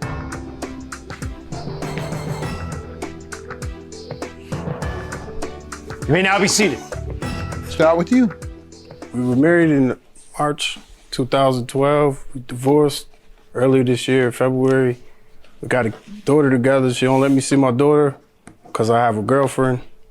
And I have my girlfriend around my daughter. Which we had a verbal agreement. She's been miserable about the whole situation. She keeping my daughter from me because I have a girlfriend. No, because he had a girlfriend. I didn't know he had a girlfriend, but we were still sleeping together, and we both had a verbal agreement that we would not bring our child around anybody if we're seeing somebody else, unless we agree to it. He never told me nothing about him having a girlfriend. He was getting our child and told me Did you all agree to that? If we're divorced, why do I have to tell you? If I have rights, we were still sleeping with and each it's in other. the agreement that, Quiet, man. and it's in the divorce agreement that I have visitation rights. Why do I have to tell her anything? Well, she said you all made an agreement together. That's why. No, I don't recall on that. Okay, well, that's why. All right. He has given me his background. Why don't you tell me what happened to the marriage? He's been cheating and lying. He had 5 kids within our relationship. While you all were together? No. While we were No. together, we dated on and off for the past 15 years. And he had 5 kids with another woman. I know I should have left him, but I didn't. And All with the same woman? yes. But he lied about that. We weren't But even that's a married whole then, nother though. story. We weren't married when it Go worked. ahead, man. But I just wanted to make sure he wasn't the type of guy that was just going around making babies with a bunch of no, different but women. since we broken up, he done lived with 4 different women. No. I And hope he's not having children by him. no, but All right. We got married in 2012, Your Honor. I already had the 5 kids before we got married. you're right. Okay. So And what does you that so have to mad do with about the him marriage? dating other women now? I don't care about you dating other women, but we did have verbal agreement that we weren't going to bring our child around nobody because we were still sleeping with each other Okay. when I found out he had a girlfriend. No. Why'd you all divorce if you were sleeping together? Well, it didn't work out. It just didn't work out. The sleeping together part. No, us being together. That part worked. That part worked out. Yeah. No. All right, well, maybe you all should have spent more time in bed than in society. You said that's the only time it worked. Okay, sir, you tell me about these car damages you're suing her for. Okay, I came out on September 11th to go to work, and I realized my car had been vandalized. I had profanity on the hood. I have the photos. You had what? Profanity on the hood. Okay, let's see it. I had the photos. What does it say? It says I'll UB. look. And why do you think she did it? I don't have problems with anybody else. Yes, you do. Be quiet, ma'am. Had you recently had a problem with her? Yes, that's why I have an order of protection. What was the recent? You have an order of protection? Yes. Let's see that. Why did you have to get an order of protection? Because she came to my girlfriend's house and made screaming and banging on the door. Saying what? About what? He know what it's about. I'll tell you what it's about. Just he cause broke my window. No, you wouldn't answer. He so let broke me hear my from her. window, and I was texting. Where? When? He came to my house. Me and him got into altercation. I was in my car with my daughter. He punched the window and broke it. He told me he was going to pay for it, and he didn't. So I was calling and texting him, no response for days and weeks. And then, maybe like a week or two, no response. And then my daughter showed me where the female lived. We driving. She said, this is the way daddy took me to the girl house. So she showed me where she lived at. And I said, oh, perfect. I see his car. So I went and knocked on the door. And I said, is Chris here? She said, yes. I said, can you tell him to come outside? He came outside. I said, you been ignoring me. You owe me some money or whatever for my window. He started yelling, screaming. I called the police, pressed charges, and had him put in jail. For what? For breaking my window. They said, I want to press charges. I said, yes. So I had him put in jail. And that's when he went and got an order of protection on me. But when he was arrested, they automatically did an order of protection for me and him when I pressed charges. Sir? So what do you say to this arrest? I told him I didn't break the window. Did you? Yes, I broke the window because she hit. I'm not going to say I didn't break the window, but I only broke the window because she damaged the back of my car. No, She's not telling the whole When did story, that Your happen? Honor. This happened in April. She hit the back of my car. Where were you all and why did she do it? I think we're in Cicero somewhere. And she was following you? Yes. Following me. You have to talk and Yes, tell she was me what following- happened, yes, sir. She was following me. Okay, out of the blue, or do you following know me. why? Had you just left the house, or had I you just been at left the the girl's house? I was on the highway, Your Honor. You're not convincing me that I she was was on the following highway you. and she was following me. You don't know why or where she had come from, or? I don't know what her problem is. Okay, good enough. Do you know what his problem is? I don't even know about being. All right, so nobody knows what's wrong with each other, so nobody so far is winning. Tell me about this. How do you know she did this? Do you have any other evidence? Or do you want to just give me a little bit at a time, like you've been doing, and telling me to figure it out, which I'm not. Okay. I'm just going to say case dismissed, because I can't figure it out. Sorry? After the order of protection, the one that I filed, she left a note on my car. Saying what? Saying, you're in the mall, get your kids some school clothes. So how did you know I was at the mall? Like you left. What date was that? This was May. But the damage you're suing for is when? Occurred when? That was in September. Right, so that's what we're talking about. Yeah. How do you know that in September she damaged your car? What you're suing about today? I don't nobody know where I stay at but her. I don't have no problems. No one in the world knows where you live but her. What? What I'm saying is I don't have any other problems with any other females. That's what I'm saying. Okay, it could be guys. No. Could be guys who you're messing with their female. Okay, I also have a witness statement too. All right, who was the witness? From a coworker that worked with her sister. Who was a coworker? Worked with her sister. Yeah. Oh, one of the girls I caught him cheating with, exactly. No. That's who it's from. That was all right, and so did you go to the police about this? Yes, I have What'd a they police do? report too. What have they said? Are they investigating? What are they doing? They said they can't do anything because I didn't physically see her do it. They didn't believe your witness statement? No, I just got that recently. Oh, this little 3-sentence typing? Well, I don't know who typed it. Doesn't even have the person's name? Yeah. So this doesn't even have a person's name on it. Your counterclaim for child support and a bank fee. How does he owe you? And when we was going through our divorce, we had an opting out agreement. So we both agreed that he'll pay me cash directly, $85 a week, and I have not received one payment. And then our bank, it was my bank account, but we both used it. You all haven't been to child support services to establish a particular amount? The divorce decree didn't say how much he should pay in child support? It does say $85 a week. Okay, you said we came to an agreement. Oh, no, the divorce decree says $85 Because those are two different things. You all came to an agreement and the court said pay this. So those are two different things because you all's personal agreement would not be enforceable. You can't cut a deal about your baby. Court doesn't allow that. So it's up to the court to determine who pays what. And they've determined that it would be $85 a week. And when did they determine that? When we was divorced. We both signed off on it and his lawyer. Let's see it, please. Your divorce decree. And it was $85 and yes, you say he's paid how much? And then nothing at all. Oops, sorry. And what do you say to following him and bumping his car on the earlier occasion? Because that sounds like a pattern that you were engaged in. You went to the house talking about you wanted to talk to him about money. So you certainly didn't go there talking soft. I know, I did. I knocked on the door. I did ask. Why did the judge grant a protection order against you? I don't know. We had got it both ways. Did you go to court to hear it? Well, you automatically go to court. Did you go for the hearing? We're still going to court for that. You haven't had your hearing yet on the temporary restraining order? Yes, we did. We're still going back and forth for that. No, that's a year stay away. What is it talking? Temporary order of protection. Yeah, you're not going back and forth. I got news for you. You're not. You have an order of protection against you. And if you show up anytime before May of 2018, you're going to jail. That's what it says. That's what it says. So I believe you now. Let's see it. Yeah. Now you're yelling at me. Now you're hollering and yelling at me like you do him. I'm not him. I'll lock you up. You holler and yell at me. I ain't gonna give you no protection order. I'm gonna give you some time. All right, sir. What about this child support? She says that you were ordered to pay $85 a month and you've paid $0. She violated the visitation right, so I felt like I didn't have to pay. You keeping my daughter away from me because I have a girlfriend. And why didn't you go back to court on it? We never went to court for the child support. We don't go to court till the end of this month. She just filed the paper. The court never established what you should pay?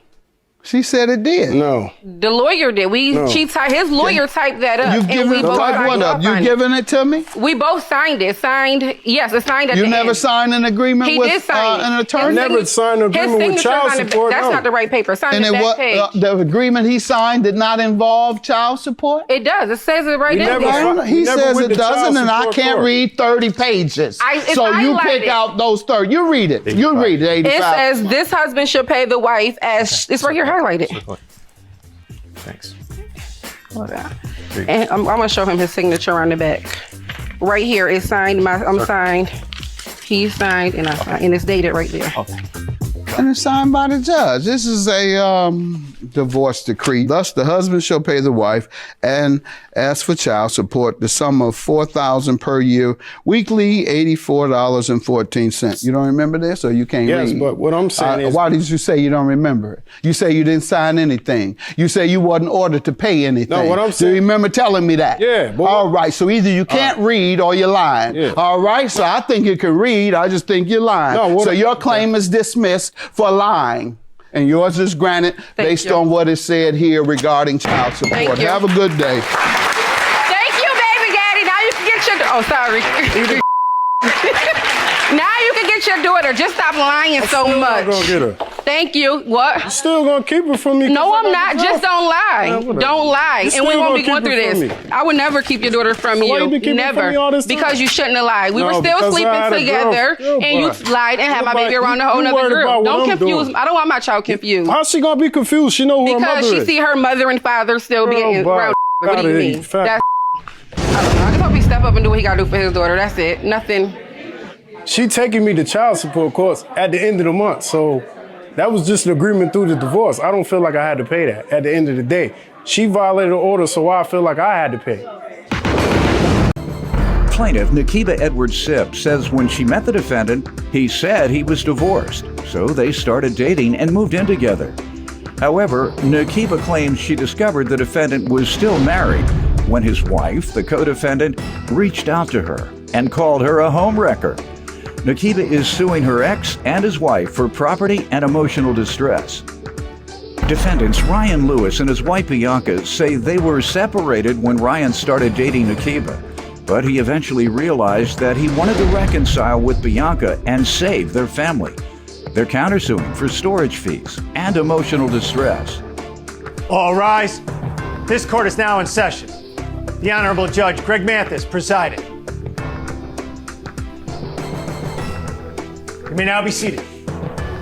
Start with you. Okay, Your Honor. I regret dealing with Ryan or even being in a relationship with him. We met in Hawaii because that's where he was stationed. When? In May of 2016. All right. And I was going through a divorce. He said he was divorced. Apparently he wasn't, because when I got back home after things were done, I started getting messages from Bianca. Back home where? To South Carolina. Okay. Okay. She said that I wasn't the only one he was messing with, and this, that, and the third, and How the did she home get wrecker. your number, you think? She found me on Facebook. So she called and said, I'm his wife, and I see your stuff here and things like that. She started saying that I'm a home wrecker, but I'm not the one that went and got pregnant by somebody other than her husband and had a baby. All right, let's get to what you're talking about. We're talking about this. You the one that was on the woman's husband. He You said he are was that divorced. one. Yeah, Don't he said try he to was get on divorced. this woman now. Bring her into this mess. Deal with him. I'm trying, and I tried to. Don't try to drag And I her tried into this to. mess. Every time I would Go ahead. message him, she would be in my inbox. Got She it. would never respond. Mm-hmm. She would be in my inbox. Mm-hmm. So I have a message from him where it says, well, just let me know when you want your stuff. What stuff? I don't know what you're talking I'm suing about. for my refrigerator, my freezer, my bedroom set, my Xbox One, and my TV. Where was it? He had it shipped to St. Louis. He shipped it with his stuff to St. Louis. It was in Hawaii? Yes, sir. You all lived together in Hawaii? Yes, sir. Your Honor, How long did you live together? I moved in June of 2016, and I left in November of 2016. Okay. And so you all were shacking from June to November. All right. And why was it you were leaving? And Because he got kicked out of the military, so we had to get out of the house. They moved the stuff on November 7th. They packed up everything in the house. That should have been a sign for her. Yeah. Army don't want him. Yeah. So say if the Army didn't want him, you should have known. All right, and it went where? It went to St. Louis. And he was telling you it was going where in St. St. Louis? He said it was supposed to go to his mom's house. Okay. But later on, I found out that it was in storage. So he ships it in November? Yes, sir. How long after that? I mean, you all were still together? That was the word, yeah. In November? Yes. All right, so he says, I'm shipped it. So you determined or you found immediately, you assumed it was at his mother's? No, they had to ship it, so it took a while to get there. Mm-hmm. And How long? I'm not exactly 2 sure. weeks? No, about a month. Okay, so 1 month later, you're assuming your things are at his mother? Yes. All right, Yes. and you all are still together. So do you go to St. Louis? I don't, because when I would try to reach out to him, I wouldn't get any response. So he abandoned you? Yes. You all didn't have a argument or breakup? No, sir. You just, when you start reaching out to him, how long? How long it happened- after? Okay, when I first got home in November, I think December he sent me $20 or some money because I needed some money. Then after that, I would try to call him, no response. And he has your things at this point. Yes. And Did he ever respond? Once I talked to his mother. When did you talk to her? I talked to her in January. And did she have the stuff? She said Stuff was at her house then, yes, sir. She said you can come get it? No. What did she say She was when like, you they told were- her what was happening? Whatever happened, She said they had to deal move with it him. out. She said deal with him. Yeah, they had to move it out, yes, sir. Oh, she told him to move it out. She 'Cause said you done got me in this mess, Yes, sir. so you better get it out my house. And so let me hear from you, sir. Start out with you. Well, me and my wife were separated, and that's around the time we and her started talking. Around that time, and I was considering being in a relationship with her and everything, and taking it forward. But when I got kicked out of the military, When went did back you home, consider? When did you start considering? we probably about a couple months in. I don't know when that was. About maybe July. Okay, you decided you thought you would look and see. How long had y'all been living together by then? Yeah, we was living together about that time. That's when You had already determined. You had moved her in. She had, and then after that, I went back home after I got kicked out, and I realized that I wanted my family, and now I regret. Let's realize about her furniture first. Let's start there. What happened? I got your family. That's a beautiful thing. What happened to her stuff? You told her you would ship it back. Let's hear if you have the same story as she has. She says you told her you're going to ship it back to St. Louis and you're going to ship it to your mother's and you all would be there to get it. And she says she never heard from you again. Well, I must say that's not all the way. That's why I'm letting you tell me. That's not all the way true. Now I did get the stuff shipped back because I thought about maybe just in case it didn't work or something would happen. Then I asked the people what the price would be to get her stuff shipped to her place alone. And it was a ridiculous amount of money because they're shipping it overseas. Mm-hmm. So it was just better for me to ship it all together because they pay for it. Got that part. And now, but her stuff is in storage. So I'm No, I want to know what happened. Oh, okay. We want to know what kind of your character first, so I can understand who to believe. Because I'm gonna get a bunch of contradictory stories, and I already have one so far. So let me get your side of after you shipped it. Did you ship it to your mother's? No, actually, I was supposed to ship it to my grandma because that's who we were staying with at first. And who did you ship it to? It's basically they give you a grace period if you don't have it. Who did you ship it to? I shipped it to my mother. There you go. You said actually my grandmother, so I already got you lying. So did you ever respond to her outreach? She said you didn't. A couple times. When's the last time you did? I haven't talked to her recently. When's the first time you did? Probably late January.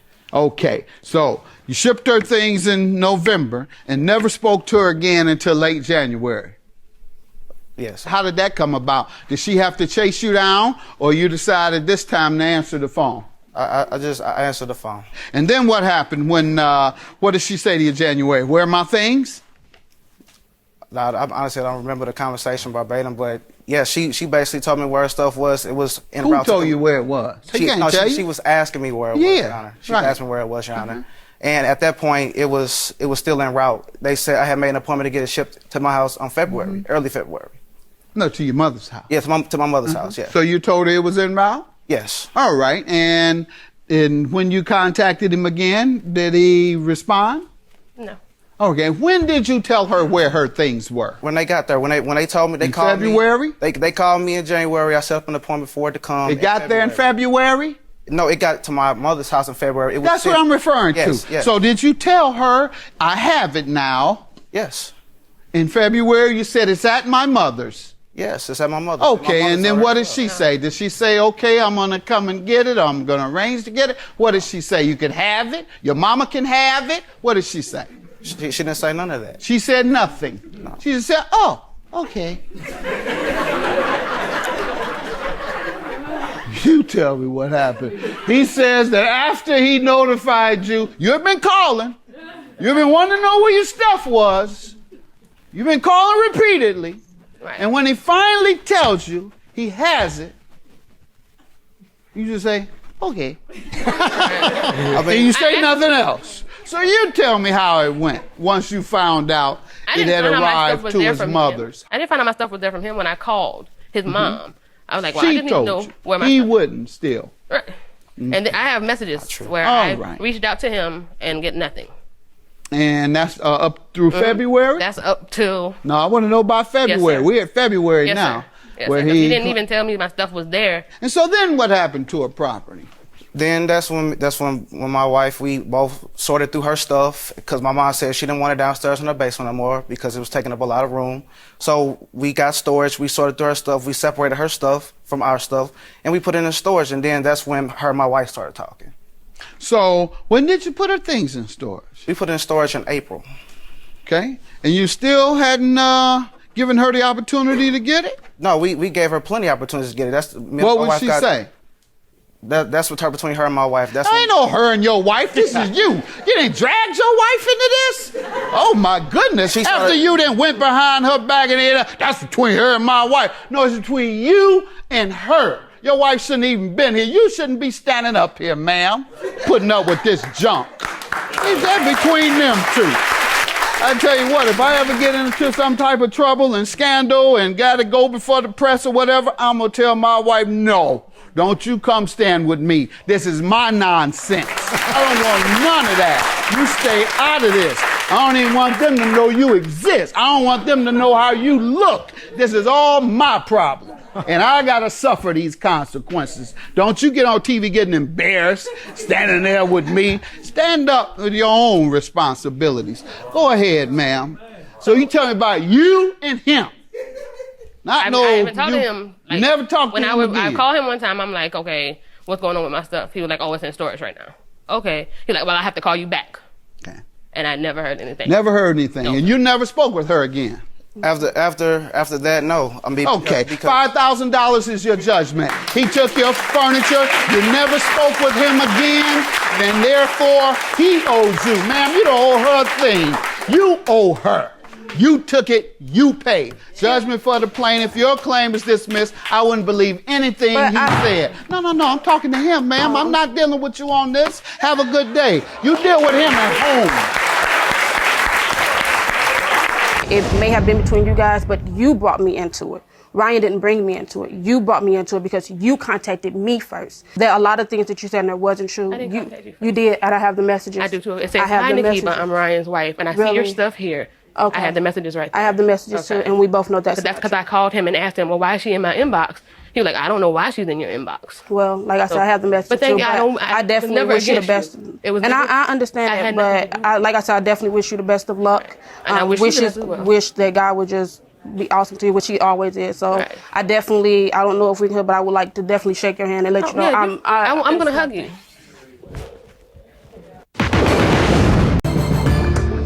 Plaintiff Devin Hunter moved in with the defendant after dating for 5 years. But soon after, she discovered he was cheating on her with his new girlfriend. Devin claims she kicked him out, and ever since, his girlfriend has been bad-mouthing her on social media. Devin's suing her ex for breach of contract. Defendant Javon Bush and his girlfriend Christina Green say while Javon dated Devin, she was so insecure that she got weight loss surgery, just so Javon would stay with her. Javon is countersuing because he claims Devin has been harassing him at his job and threatening Christina and their unborn baby.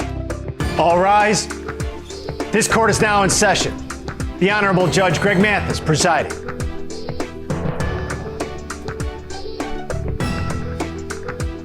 You may now be seated. Start with you.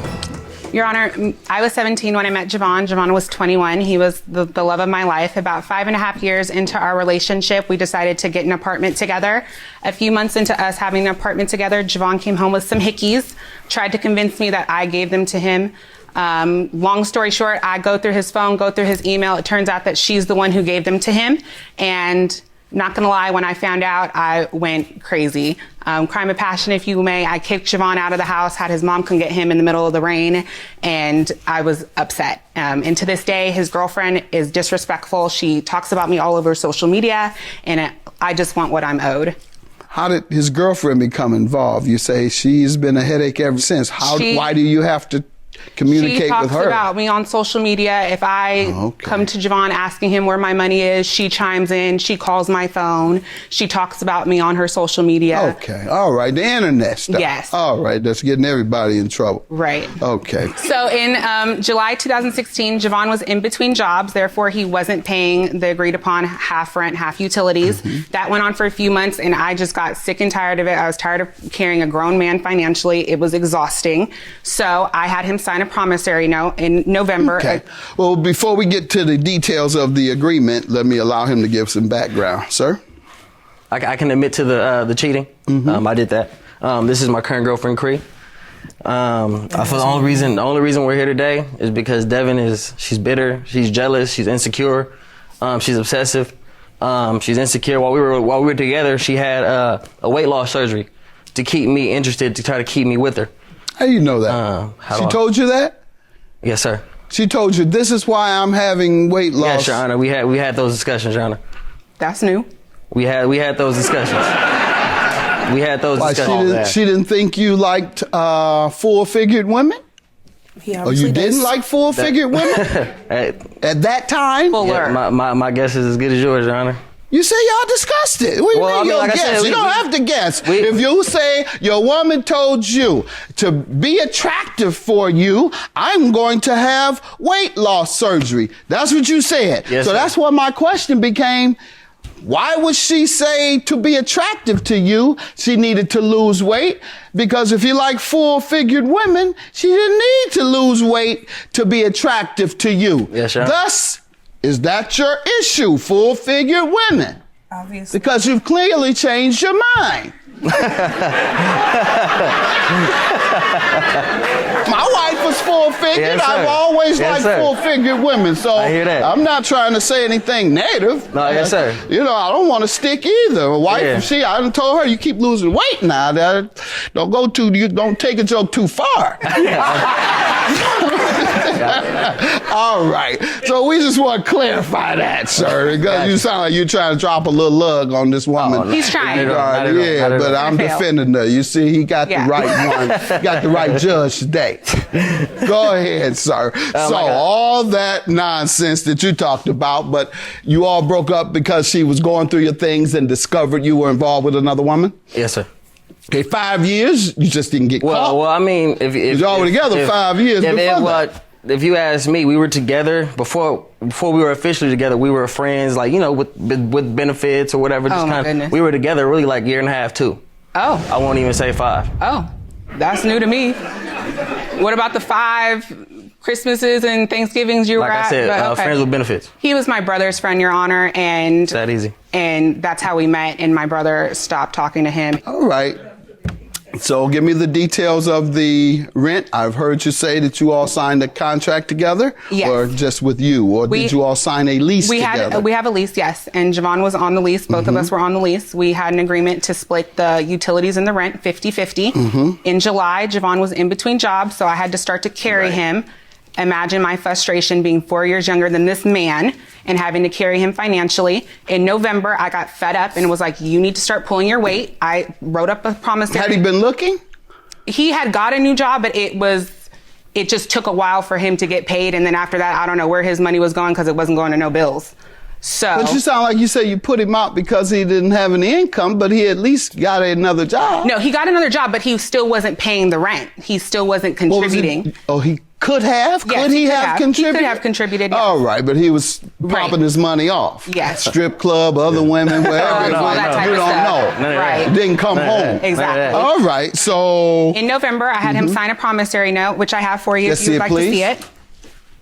Thank you. I didn't sign that, Your Honor. Oh, okay. Get that. You did not? I did not sign that. All right. You have any ID today? Keep lying. Compare. We can get the first lie out of the way if it is one. There's going to be many, Your Honor, because that's what he does. Okay. Yes, sir. So you say it's going to be many? Oh, he's a liar. All right, we get the first one out of the way soon. All right. Oh, I have another promissory note, and then I have our lease, Your Honor, as well. Let's see those signatures. And, sir, you tell me what happened with the rent issues.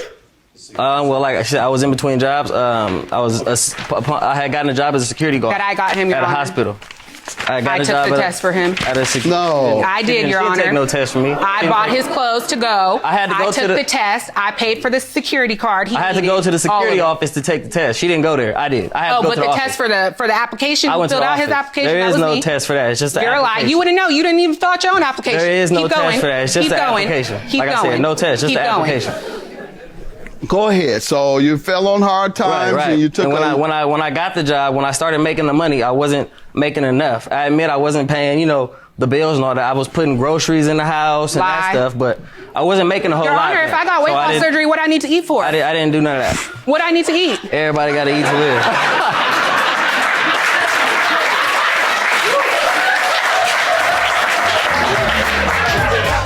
So what did happen in terms of you leaving and whether you owed anything when you left or not? Well, she kicked me out in December. She kicked me out, and she wanted me to pay the rent after she kicked me out for the months coming up. I wasn't living there, so I moved back in with moms for a little while, so I was paying my mom. Understood. Do you understand the nature of a contract? That. Yes, sir. And I told him, I said, legally, I cannot kick you out, but he needed to get to work and he wasn't driving my car anymore. That's why he went back to his mom's. That's and I not told true him, either. That's not I true. told him, you need to come get off the lease. One of my friends was willing to come get on the lease so That's I could not keep true my at all. apartment, and he never came. What's your counterclaim for, sir? For the harassment, the calling my jobs, I have a note here from my supervisor claiming she called my job over and over again. She's threatened my girlfriend here, Cree. She's also threatened the baby we have. We have messages. How could she threaten the baby? Exactly. She's talking about she'll make to the baby stomp drop me out and make me go into labor early. And I'm not even the girl that he. Yeah, she's not even the one I cheated. That's what It's just- she thinks. it's Your Honor. somebody That's else. what I know. That's what you think, baby girl. It's I somebody have else. proof that she's also the one that's always contacting me on social media. Okay, are not you the other way suing her around. today? Nope. I'm You sorry. suing her? Am I? Yes, ma'am. She's harassing me. I'm not. But I know. And so when you get harassed, you sue. If you want to show me evidence of that, are you suing her? Yes.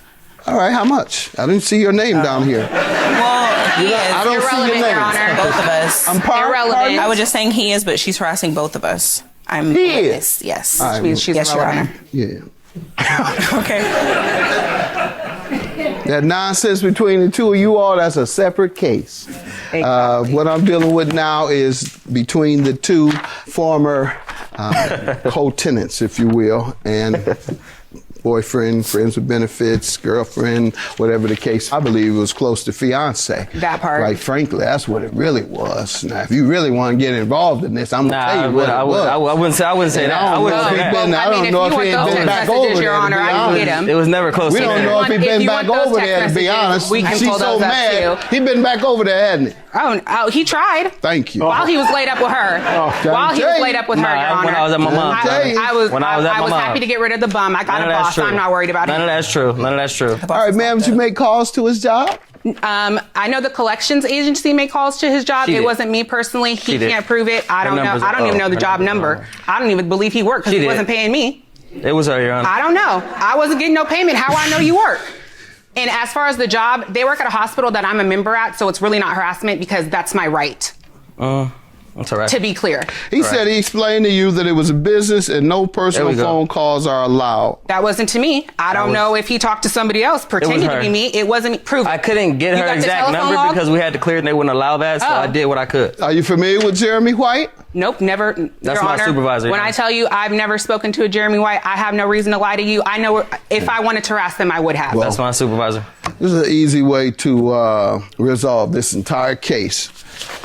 I circled your name on each one. Tell me if you think those three are different. Hand those to him, please. Okay.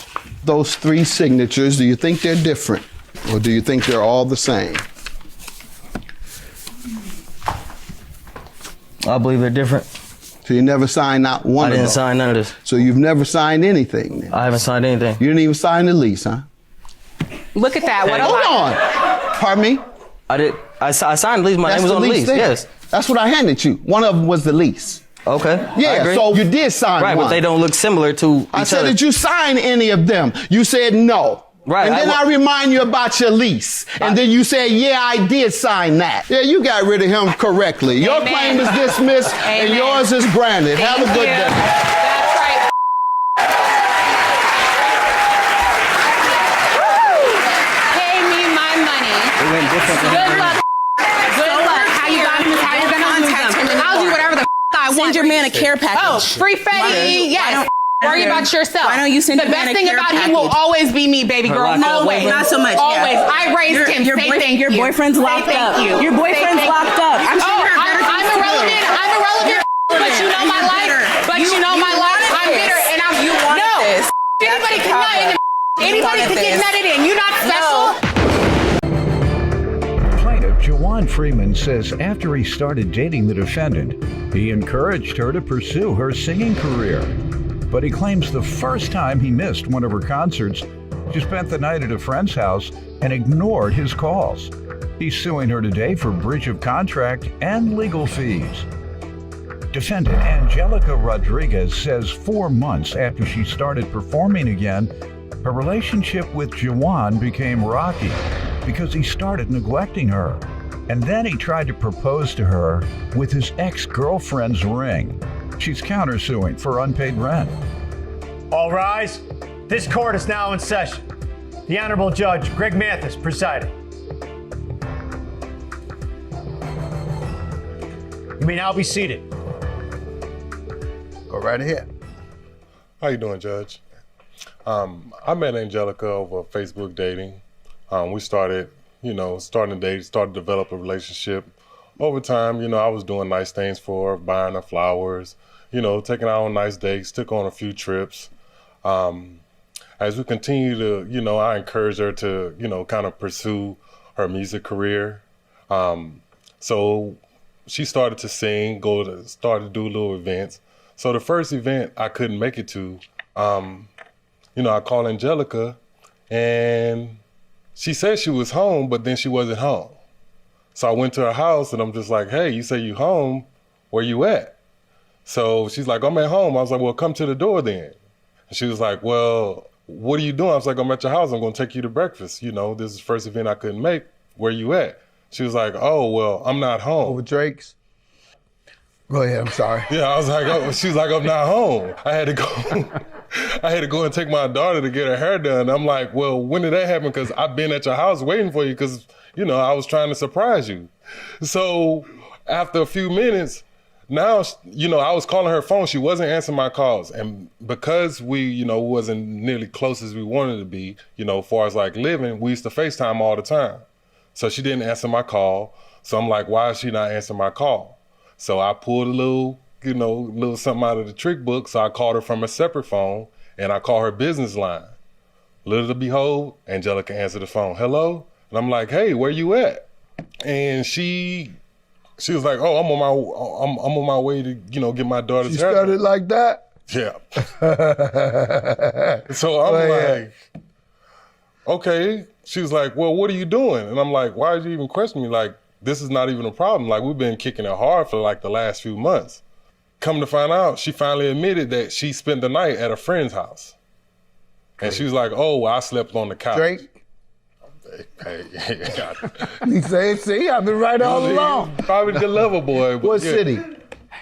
What city you all in? Oh, in Houston. All right, go ahead. Little behold, like she wound up, admitting that she stayed at someone's house overnight. And it was the first time I wasn't able to, go to one of her events. And this happened. So we continued. I was like, you know what? I'm not going to, maybe it's just not her, I'm not going to discredit her character. Maybe she did. Maybe she was just too tired because she complained that it was a long drive home. But I allowed her. I said, you know what? Maybe we can still make it through this. Well, everything continued just fine until I, started saying I only got something on it. And what that meant was, I wasn't fronting the whole bill anymore. When it was time for rent due, I said, trying to tell me what something on it mean? Something on it. She was like, well, what are you doing? And I'm like, why did you even question me? Like, this is not even a problem. Like, we've been kicking it hard for like the last few months. And come to find out, she finally admitted that she spent the night at a friend's house. And she was like, oh, I slept on the couch. Drake? You say, see, I've been right all along. Plaintiff Jawan Freeman is suing his ex-girlfriend, who claims after Jawan started neglecting her, he tried to propose to her with his ex-girlfriend's ring. Let me hear from you, ma'am. He done insulted me now. How you doing, Judge? But I said you got what you got on it. You put something on it, or you got something on it. And that means, go ahead. He was talking to me. I invented that phrase, probably. Right. Go ahead. How you doing, Judge? He started off right, but he missed a lot up to that point leading where I was not home. I was not home. But leading up to that point, there's a reason. So he was telling the truth. We did meet on Facebook dating. We conversated a couple of days. When I found out that he was a licensed masseuse, I asked him to come over and give me a massage. He did that. I paid for his services. After that, we continued a phone conversation. We decided to talk about dating and possibly getting in a relationship. I asked Mr. Freeman to not let us have sex in the beginning because I didn't want it to complicate things versus getting to know each other. So, of course, that didn't happen. 3 days after we had sex, he told me he loved me. Okay. I told him that I was not in love yet. I wanted to be honest with Mr. Freeman. So down the line, we started going out. Mr. Freeman had full access to my house, full access to me. Really? How did that go when he had the key? And Everything went well. After 30 days passed, I started asking him to start contributing to the household. That became an issue. Oh, well, I just stay at home. Okay, that's fine. You know, we were in love at that point when all of that was going on. How long? Maybe about 30 days within the relationship. About 4 weeks later, I did tell him that I loved him. And 3 days everything was too early, but 3 more weeks. I understand. I can't judge him on how he felt, but I knew that I was not in love. I'm saying 3 weeks is not any time either. Go ahead. Yes, everything went really fast. He did tell me long down the line that I should get back on stage, so I did that. It wasn't until I was singing about 4 months, maybe 3-4 months, he started acting funny with me, started neglecting me at shows. He would come, pull up like he wasn't there. It was like, if you're gonna be here, you know, to support me and all of that. So I started getting fed up because I was getting neglected from my boyfriend who I loved. And when he started neglecting me, I had a show in Galveston, did not feel like driving all the way home, and I did spend a night at a friend's house. But by that time, I was practically, you know, our relationship was really rocky because I'm like, at that point, I'm like, I'm trying with you and I'm trying to pour my heart out and see what's going on with you. And I'm telling him what he's doing, but he wasn't in agreement. Tell me some examples of what you're referring to. So, like when he would come to the show, it was always ignoring me, just standing around, not talking to anybody. And people knew him, knew who he was. If you were with me, people knew who you were. Then backstage, he was a loner. So like I had asked him to watch my purse while I was on stage. Right. He's outside on the phone. Purse just sitting there by the bar, unattended. You know, it was stuff like that. But in the beginning, he was there, sitting there, with, you know, by my purse, had no issues, recording my performances. And then he started neglecting me. Like I didn't exist. So anything to say about that? Judge, so the first 3 shows I came to, the fourth show was the one that she had in Galveston and that I didn't make it to. And that's when things like the first... She's saying when you did come, you weren't supportive of her. Right. That's what I'm asking you. I want to respond to. Judge, I was very supportive. I was there. I was standing there. I just wasn't into, you know, mingling with... Why you didn't carry that purse? Judge, I could see that person. She had other people there as well. Outside. I wasn't the only person that she invited. Before he would. Then you had some heels you needed. Listen, before he would cater, yes, sir. Give them heels. He did Put all them of that. heels on. He did all of that. He catered. Carried the person. 100%. Yes, sir. It's the small things. I used to tell him all the time. I don't ask for nothing big. Everything I ask That sounds like is small. some freaky things there, though. I'm gonna be honest. I had asked him to watch my purse while I was on stage. Right. He's outside on the phone. Purse just sitting there by the bar, unattended. You know, it was stuff like that. But in the beginning, he was there, sitting there, with, you know, by my purse, had no issues, recording my performances. And then he started neglecting me. Like I didn't exist. Plaintiff Jawan Freeman is suing his ex-girlfriend, who claims after Jawan started neglecting her, he tried to propose to her with his ex-girlfriend's ring. She said when you were there last time or two, you showed no support. Right. You just ignored her. You act like, if your partner or your better half or other half is at a show at somewhere you're performing and you don't pay them any attention, that's insulting. Part of their performance is inspired by you, I hope. That's the reason why I got on stage. He told me to. Judge, may I speak? Yes. At this particular event that she's talking about, she actually had 2 other male companions, well, not companions, associates that were also there. By that time, our relationship was rocky. He was neglectful. He neglected me. So now you want to pump he up. Was coming, ma'am?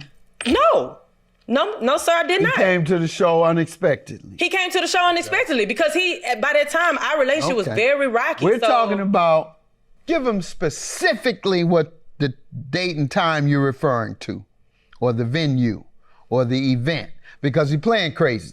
So, it's his fault. The reason why I did not answer my phone. It's his fault. The reason why I did not come home that night from Galveston.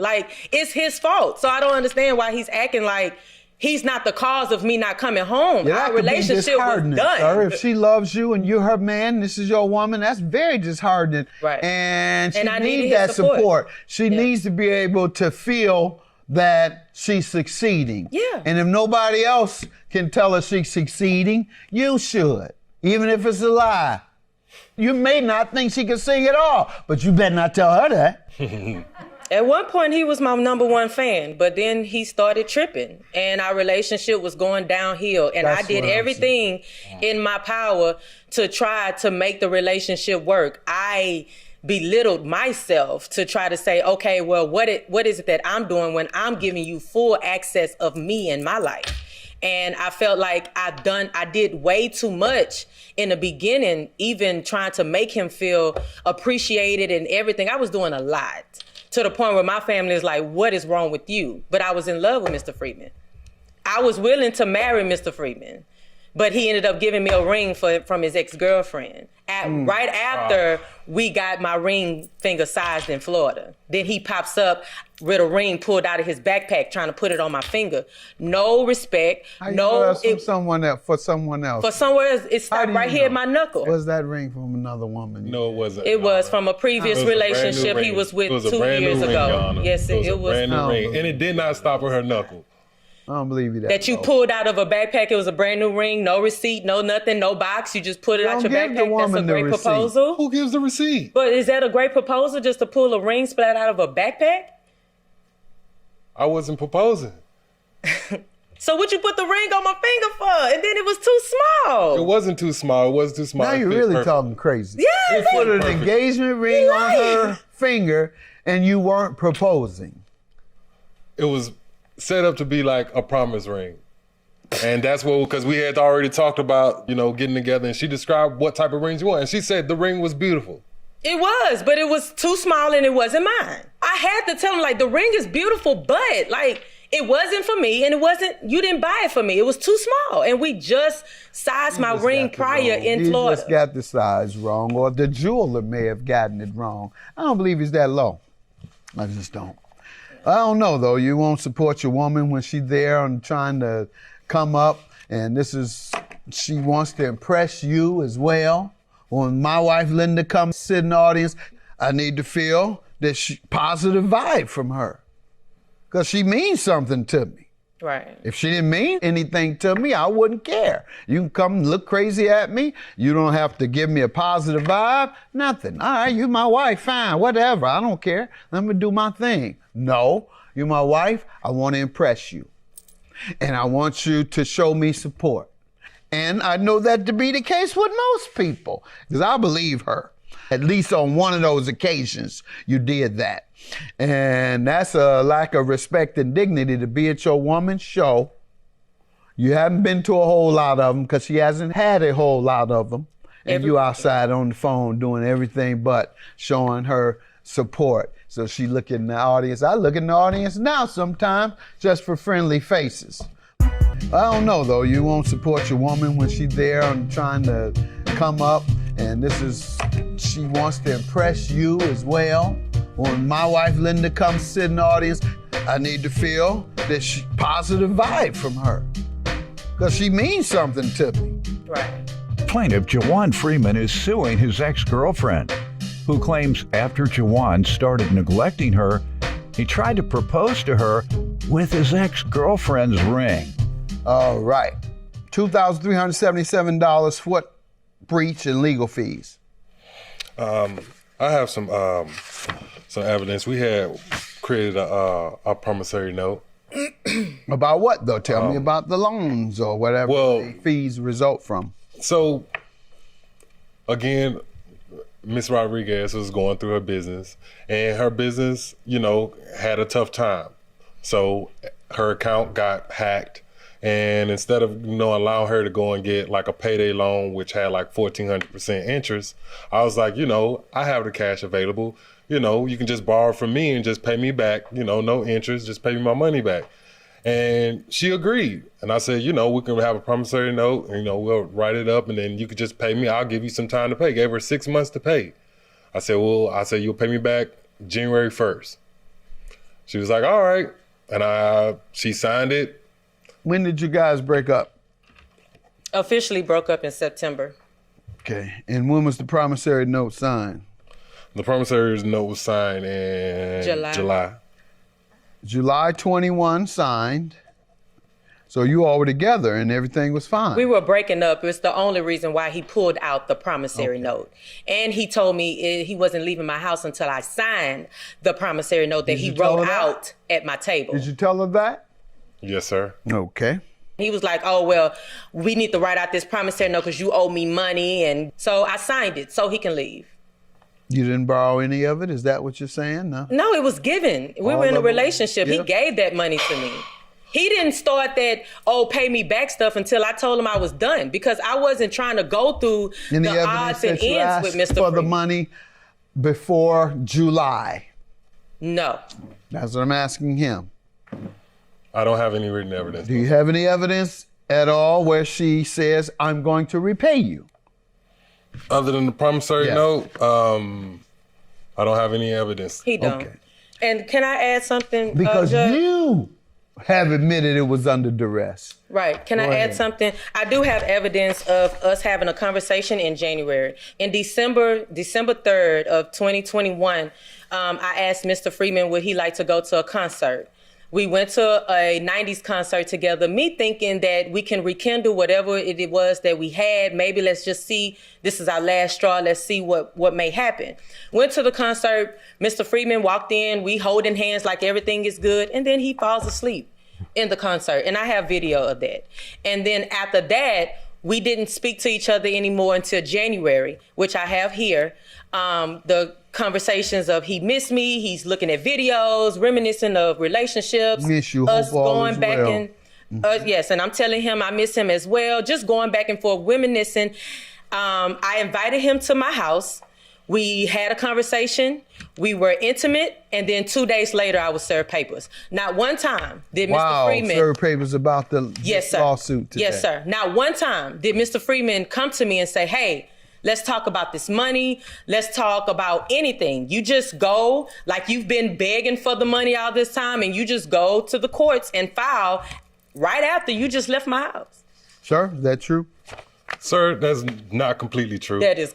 I contacted Ms. Rodriguez prior to this promissory note, and she is the one who stated that she will pay me back by January 1st. She said, I'm not going to get, I asked for the money on a number of different times. She said, well, I'm not going to give you I said, I'll take payments because I know you don't have the whole $2,000. She said, well, I'm not going to give you no. She said, I'm not going to give you any money in payments. I'm going to give you the whole thing just like you gave it to me. I said, well, you never have it. She said, I'm going to pay you when I get my income tax. Income tax come? I never got anything.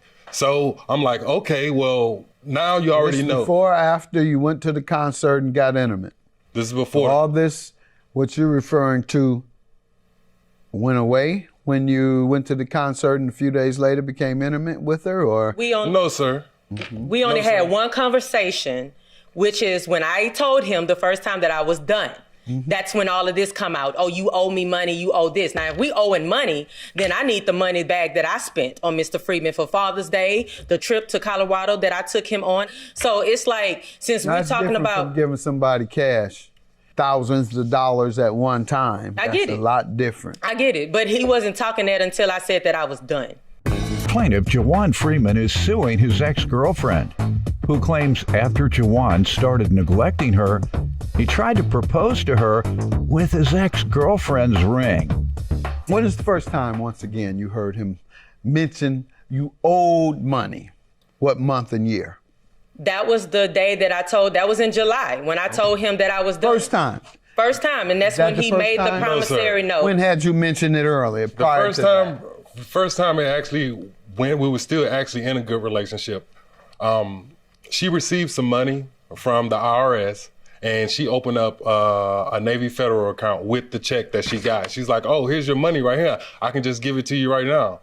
And I was like, okay, well, whenever you're ready, just When was that? This was month, season, No. year? This was a month. This was within a month after I loaned her the money. So she could have easily paid me back right away. And she chose not to. And I don't know where the money went. When's the next time you asked them? The next time I asked was maybe about 3 months later, when I was actually asking about the payments. I was like, well, you can just pay me in payments. She was like, well, I'm not gonna pay you in payments. I'm gonna give it to you in full like you gave it to me. I'm like, you're never gonna have it because you've been scratching and scrambling for money. And even when we went to Colorado, we were supposed to get a rental car. She couldn't pay for the rental car. I wound up having to pay for that. And she was like, oh, I'm gonna pay you back. Never seen that money. She said, Where did you expect to get it back from? She was working full time? She was working full time doing her last business. And even when we came to this agreement, when I initially let her borrow the money, she said, I'm gonna pay, she said, I make about $200 per client. I'm gonna pay you $100 out of that money every time I do, a set of bras. And I was like, okay, well, that sounds reasonable. You'll be able to pay me back in no time. But then she continued to get in financial struggles. At one time, she couldn't make her rent at her business. And she was about to lose the whole business. I was like, you know what? This right here, the $300 for this is a gift. I said, I'm giving you that. That is a $300, pay your rent for your business. I don't expect that back. I've paid her full rent before. I've also gave her half of her rent before. He never paid anything in full. Problem you have, sir, even if all you say is true, I can't validate an illegal act. You committed 3 crimes by your own admission. Unlawful detainment, wouldn't let her go. Duress, forcing her to sign something, otherwise you're not leaving. And that's also considered extortion. When you won't do something until another person does something, that's extortion. Not necessarily, doesn't have to be taking from each other, just making somebody do something in fear of harm, however that harm might come. Financial harm, I'm not leaving your house harm, whatever the case may be. And you did that. So I can't enforce an illegal act. So I'm gonna have to dismiss it on the terms that the process of getting the promissory note was illegal. And everything that follows that is illegal. And so therefore your claim is dismissed. Never detain a person from leaving. Do what you did ultimately, and that is bring them to court. When you said, I'm not leaving until you sign that, you committed 3 crimes. All right, let's get to the rent. This is your counterclaim, ma'am. So we have a business called Unbreakable. We started the business together. The agreement was to break everything in half. You have evidence of that? The only thing I have was how much the rent was that I'm asking from Do him. you have evidence that he agreed to pay?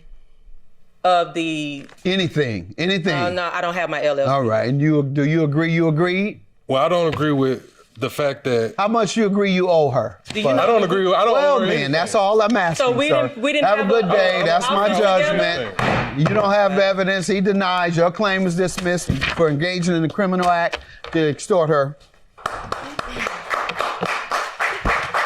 Angelica, I let you borrow that money. And you even said, I let you borrow that money. And the fact that you said it was given to you as a gift was a complete lie. It was. Plaintiff Elijah Murray dated the defendant, but he claims she was insecure and she cheated on him. Elijah is suing because after the defendant claimed to be pregnant, He gave her $500 to terminate the pregnancy, but instead, she bought a new wig and told him she was never pregnant. Defendant Asia Lamb insists Elijah is the one who cheated, and she knows this because she caught him in bed with another woman. Asia's countersuing because she claims Elijah stabbed her mattress with a knife. All rise. This court is now in session. The Honorable Judge Greg Mathis presiding.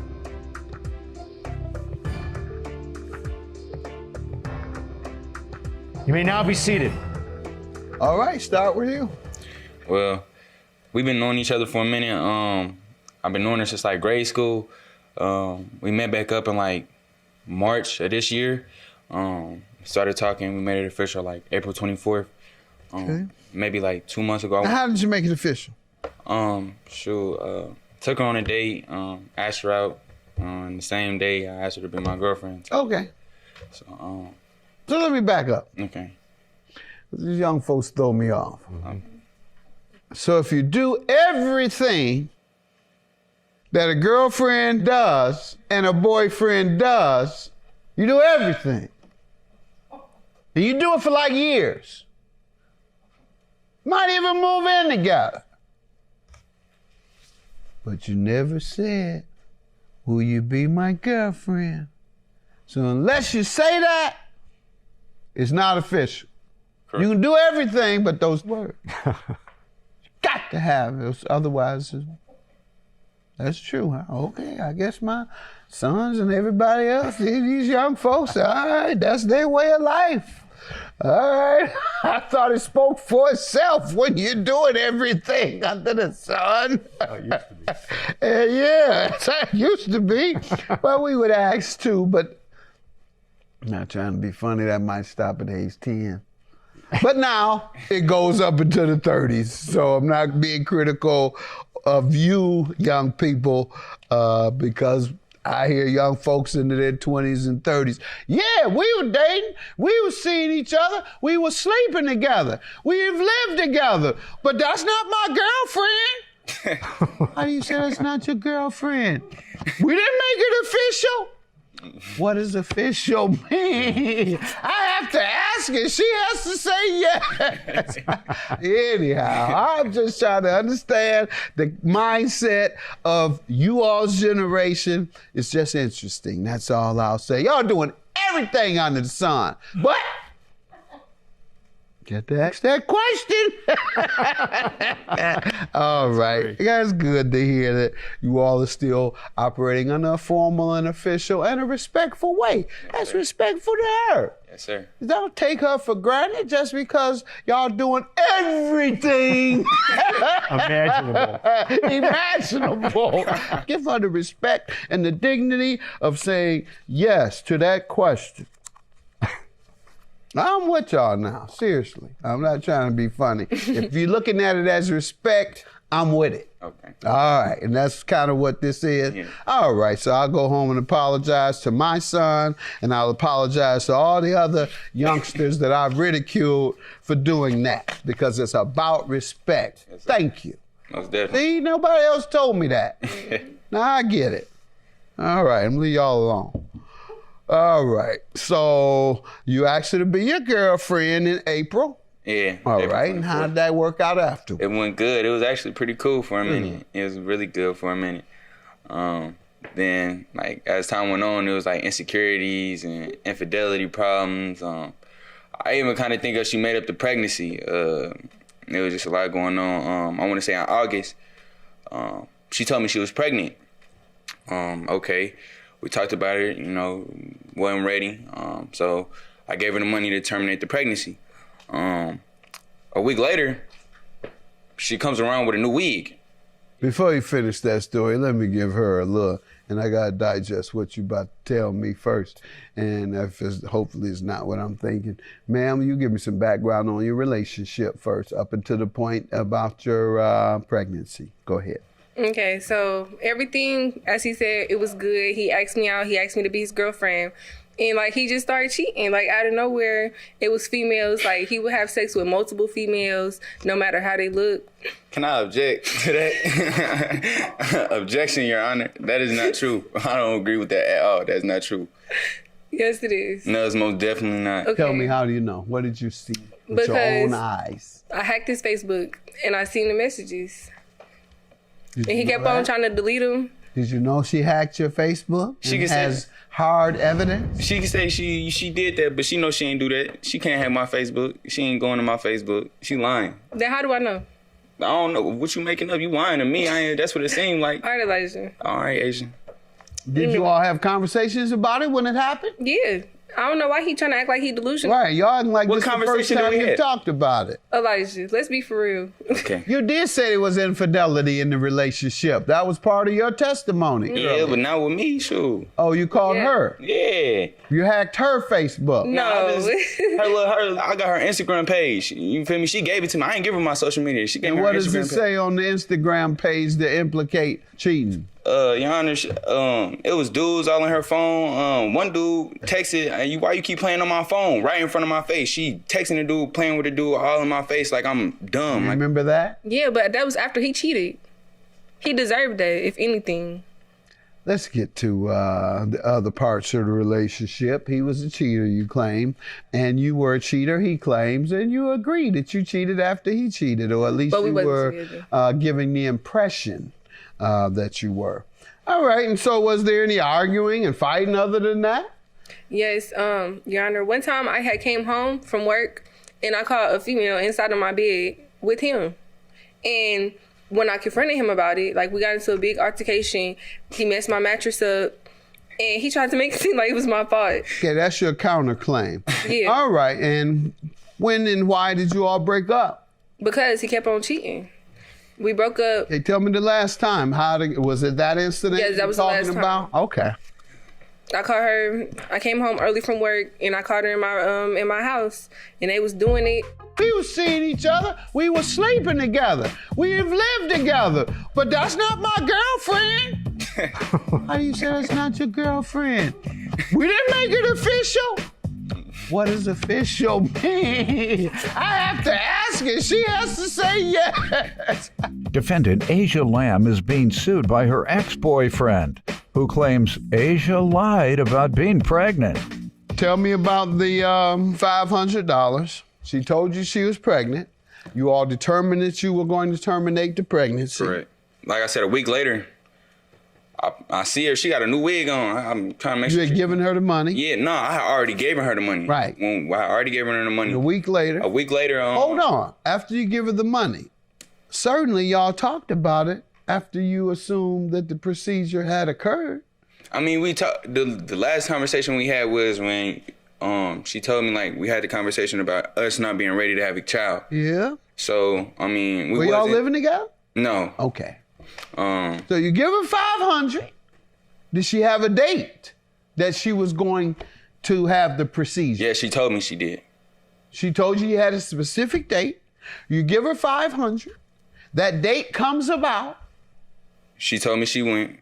She told you she went? Yeah. Okay, that's what I'm trying to hear. Yeah. What's that aftermath? Yeah, she told me she went. And what did she say? She had the procedure? She then tells me when she told me she went, she said she found out she wasn't pregnant.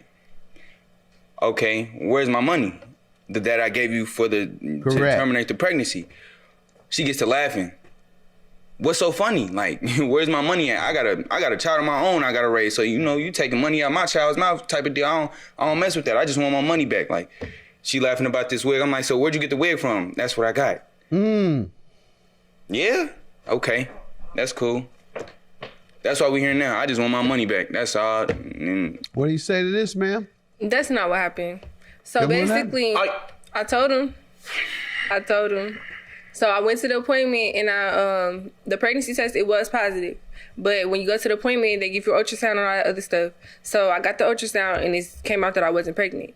So I went to his house. Like I told him, I got to talk to you, all this other stuff. So I came to his house and we got into a big old argument. He was drunk. I told him, I was like, an argument once you came back from the clinic. It was some other stuff about females and stuff. Like we was arguing about the stuff we always argue about. And Who mentioned it first? he actually I did. Okay. because the female had texted me again. So that had been brought up, and he was already drunk. So we had gotten into an argument. I told him, like, so I'm not pregnant, la la la. So after that, we had went days without talking to each other. So he never asked me. You told him you weren't pregnant while y'all were arguing. Yeah, I told him, yeah. But tell me why you didn't give him his money back. Because so after we got into the argument or whatever, he blocked me. So I wasn't able to sit here and talk to him. I wasn't able to communicate with him or nothing. So it was days, and we never. But he never asked for the money? Yeah, he never asked for the money back. So of course, no, he didn't. Oh, okay. So of course, I'm about to sit here and go spend the money on something else. Like you blocked me. You never asked for the money. You blocked me and you not communicating with me. So who's about to say you never asked for it, ma'am? I heard what you said. He never asked. So let me talk to him. Okay, she's kind of correct about that. But I told her this money. Specifically, we had an agreement that money specifically was just to terminate the pregnancy. I'm not just giving you $500. Right, so why didn't you call and follow up and say, hey? That's what I'm saying. Can I have the money? That's why when I followed up, that's what I'm talking about the week. Maybe a week later, she came back with a wig. I'm asking her what's up with the pregnancy, what's going on, like what happened? She tells me she got a wig. Okay, well, can I get my money back? Right. That's when I asked her. I did ask her, can I get my money back? Didn't ask again, obviously. Yeah, I mean, no. That's why I'm here now, because I'm not finna go back and forth, you know. That is an emotional, that's an inflammatory subject. It would be for me if I thought there was a chance that a woman faked her pregnancy to get a weave out of me. That would be very inflammatory, and I would never want to talk about that. You're right. All I would do is that one time, I think you lied or whatever. Can I just get my money back and be done with this? This is too much inflammatory for me to even talk about with you. And I wouldn't keep calling you. I would then do just as he did, sue you and not harass you as most men would. So I respect you for bringing your case in here. And this counterclaim about the mattress, what do you want to tell me? You know how mad you gotta be to cut a hole in the mattress, sir? Elijah, you know what you did to my mattress. You It's sat your here mattress, and stabbed it. So we sitting here arguing, right? We arguing, he's sitting here doing the most. Like, he crazy. Like, he sitting here and chasing me all around the parking lot. He be doing, like, a lot of crazy stuff. And we get into an argument and stuff. And, like, he like to destroy everything in the house. So he's sitting here, he tried to flip the argument that he just had a female inside of my house on me. So he get to stabbing up stuff. He get to messing my whole thing up, like my whole room up, stabbing my mattress up. That's how I got a hold of my mattress. You have any evidence, or what did you show me? No, I didn't have no pictures because I just took it out. Yeah, it's good to hear that you all are still operating in a formal and official and a respectful way. That's respectful to her. Yes, sir. Don't take her for granted just because y'all doing everything imaginable. Defendant Asia Lamb is being sued by her ex-boyfriend, who claims Asia lied about being pregnant. Young folks, stay on Instagram and social media, and y'all text each other. You won't even talk on the phone anymore. You just text. And so you don't have any of that, any discussion, question, dry snitching as y'all do on Instagram. I know a person that stabbed my mattress. That person is someone you don't want to know. So if you see someone about 5'10" with a yellow shirt with black print on it and the black collar, go the other way. Okay, everybody know you're talking. I mean, why are you doing all that? Just say it directly to them. But that's what you kids do on Instagram. You say stuff and you're talking about somebody and not letting them know who you're talking about anyhow. So yet you come here empty-handed today. No social media from, how old are you? I'm 19, but I don't be on social 19, media. No social media. I don't be on Instagram. I'm going to dismiss your claim. You have zero evidence about the mattress. He denies it. And with regard to the $500, you admit to keeping it and buying a weave. And he gave that money to you under the pretense you have a procedure. You are either to call him and say, can I still keep the money? Can I use it on something else? And if he says no, you got to give him his money back because I gave it to you for a reason. Yeah, that's a big, big difference in letting you have some money just to go shopping or get a weave versus having some money regarding your health care. that both of you all are responsible for. So yeah, he's gonna sacrifice, beg, borrow, steal for that 500. But you come with some other, I'll need a weave, he gonna say, you better go ahead and twist your hair yourself. Objection. Well, I give you 500. What? But how am I supposed to sit here and communicate with him if he blocked me? Why'd you spend the money? You shouldn't have spent the money on something else. That's the main thing. All right, have a good day. Judgment for the plaintiff. Your claim is dismissed. You got what you deserve. I ain't gonna lie to you. I don't feel bad at all. I just want my money back. We can part ways. We ain't gotta talk ever again. I bet you won't get your money back. What? What'd you say? Plaintiff Laura Costin-Luz started dating the defendant after they met online, and she claims it was a whirlwind romance. However, Laura says the romance only lasted 3 weeks because the defendant was constantly asking her for money, and she's suing him today for unpaid loans. Defendant Kenneth Hicks says from the time he met Laura, she wanted to have sex with him, but he insists he never took their relationship to that level. Kenneth claims Laura once gave him a massage with bacon grease, and during the massage she took her top off and tried to seduce him, and he denies owing her for anything. Start with you. Okay, I met this gentleman on Match.com on March the 6th. It turned into kind of a fast and furious romance.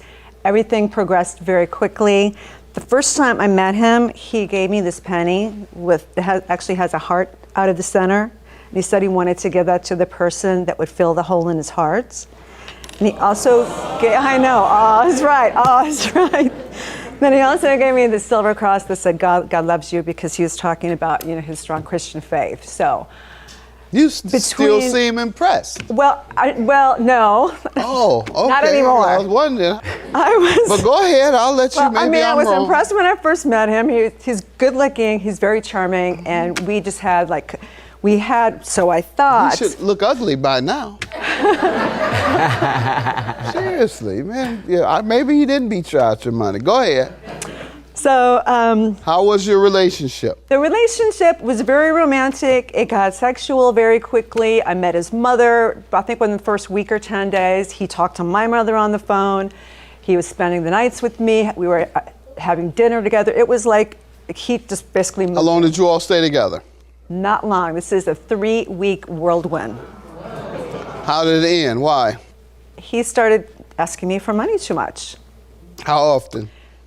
The first time was he was in trouble. He lost some money, and it was the first week. And he first week that you all were together. The first week, he dropped his wallet. It had cash in it, and he freaked out that it had $200 cash. He canceled all his credit cards.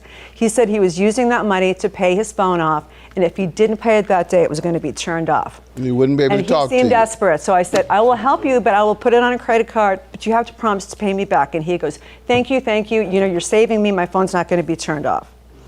So this is the statement from that. And then 2 weeks after that, he sent me some text and said that he was kind of in a little bit of a situation, that he was behind on some bills, and could I please help him out? And I said, we'll talk about it tonight when I get home from work. So that's when. Let me hear from you, sir, before we get further into her details. Give me some background. Well, my name is Kenneth Hicks, and Yana, this is about sex and bacon grease. That's what this is about. And what? Bacon grease? Bacon grease. Sex and bacon grease. What does that mean? I met Laura on March 6th, like she said. When I first met her, she pulled a chicken bone out of her purse it was a wishbone. She said, let's make a wish about our relationship. I should have thought something was weird at that point. Did you give her that heart? I did. I had it in my wallet, and I gave her the cross because I am strong in my faith. No, but the heart. Yeah, I showed it to her. To fill a hole in your heart. She said that she could probably feel it. So I'm thinking, okay, we'll see. That's not true. So, well, go ahead. She got it. So, she kept wanting to have sex with me. I wasn't ready. We had talked about this several times. I just got a relationship. That's a lie, Your Honor. I'm sorry. Finish, man. So I got out of a relationship with another female that I was engaged to, so I was still emotionally wasn't there. I just wanted somebody to hang out with. She was mature, and make a long story short, you were dating, obviously. I'm sorry? You were dating? No. No, I Why had you just got giving elected. something about filling a hole in your heart? Oh, that's what I told her. I mean, That's I an was looking for absolute somebody. lie. I wasn't dating Looking at for that somebody time. to date. No, you were dating her. No, we wasn't dating. I That's had a never lie. had sex with that woman. I didn't ask you about sex. I have. You sound like Bill Clinton. I have never had sex with that woman. The bacon grease. I was stressed. I did Why you tell her I keep was. saying that? What does that mean? You don't know how you sound. What does that mean? You're a bacon grease. That means. Don't refer to yourself as no bacon grease No, with no, this no, no, woman. Judge. What does it mean then? I'm sorry. Let me explain to you. I was You're stressed one day. embarrassing me now. What? What, sir? What does it mean? Let's get past that. I was I'm stressed. stuck on that. I'm sorry. I get to it. She was gonna give me a massage, and she used bacon grease to give me a massage. Okay, all right. All right, thank you. Well, then say And that. I knew it was bacon grease Thank because it you. smelled like bacon grease. And at that time, she took off her top trying to seduce me with some freaky bacon grease. So I got up and I told her I wasn't ready for that. So she said if she wondered if I was gay because I wouldn't pay her no attention. And I told her I'm just emotionally not there. So. But you did date. You gave the woman a heart saying, you can fill this hole in my heart. You hung out with her how often, how long? A couple of weeks. All right, what'd you all do? What were you trying to evangelize with her? Did you invite her to church? I was praying for her. Yeah, I was trying to pull her in. Yeah, I know you were praying. Never mind. Let me move on. I'm sorry, Lord. Go ahead.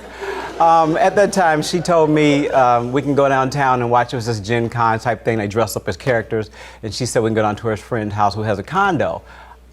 I'm thinking it's a female friend's house we're going over to, and they weren't there. So I go into the house, and there was a guy's pictures everywhere. And I'm looking like, okay, this is a guy's house. So I asked Miss Lauren about it, and this is a guy she used That's to a date. lie. So I'm inside of a guy's house that she used to date that's in the military.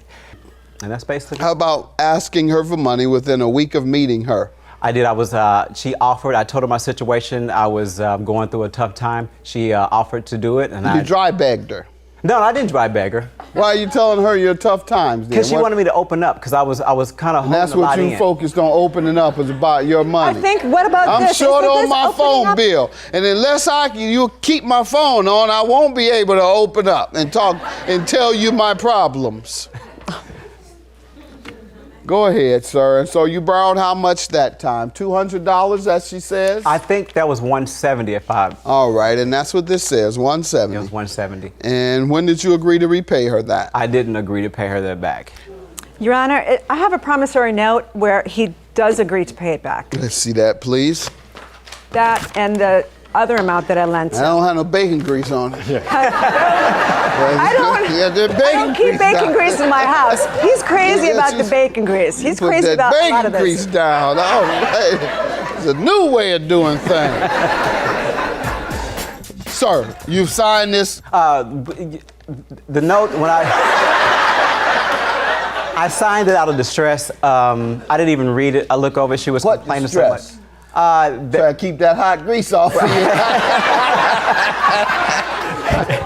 What distress, sir? I signed it. Before I signed it, she made a comment that she gave me the money and all that I would have to perform some sexual obligations. Oh my God, that is. I didn't feel comfortable with it, so I felt like she manipulated me. I don't to try feel to get comfortable me. with this line of conversation because you are a liar. Let me say a couple things. He lied about what his job was. He lied about how much money he made. He lied about his living situation, and you have done nothing but lie here today. That's not true. That's enough. That's not true. I would never. It is true. Why would I disclose my finances? Why do I have clothes at your house? Why did you leave clothes at your house if we're just friends? Because I would stay there because my condo was getting ready. Where would you sleep? That is bull. That is bull. You told me you already had an apartment. I wouldn't go back and forth. I had an apartment. I was moving out. When you were over her house, where would you sleep at her house? I would sleep in the bedroom. And I had a guest bed, so if we were just Yeah, friends, she had a guest bed. I how had come my- you Why didn't did you have to sleep there? sleep in her bedroom then? Because we were a couple. We wasn't a couple.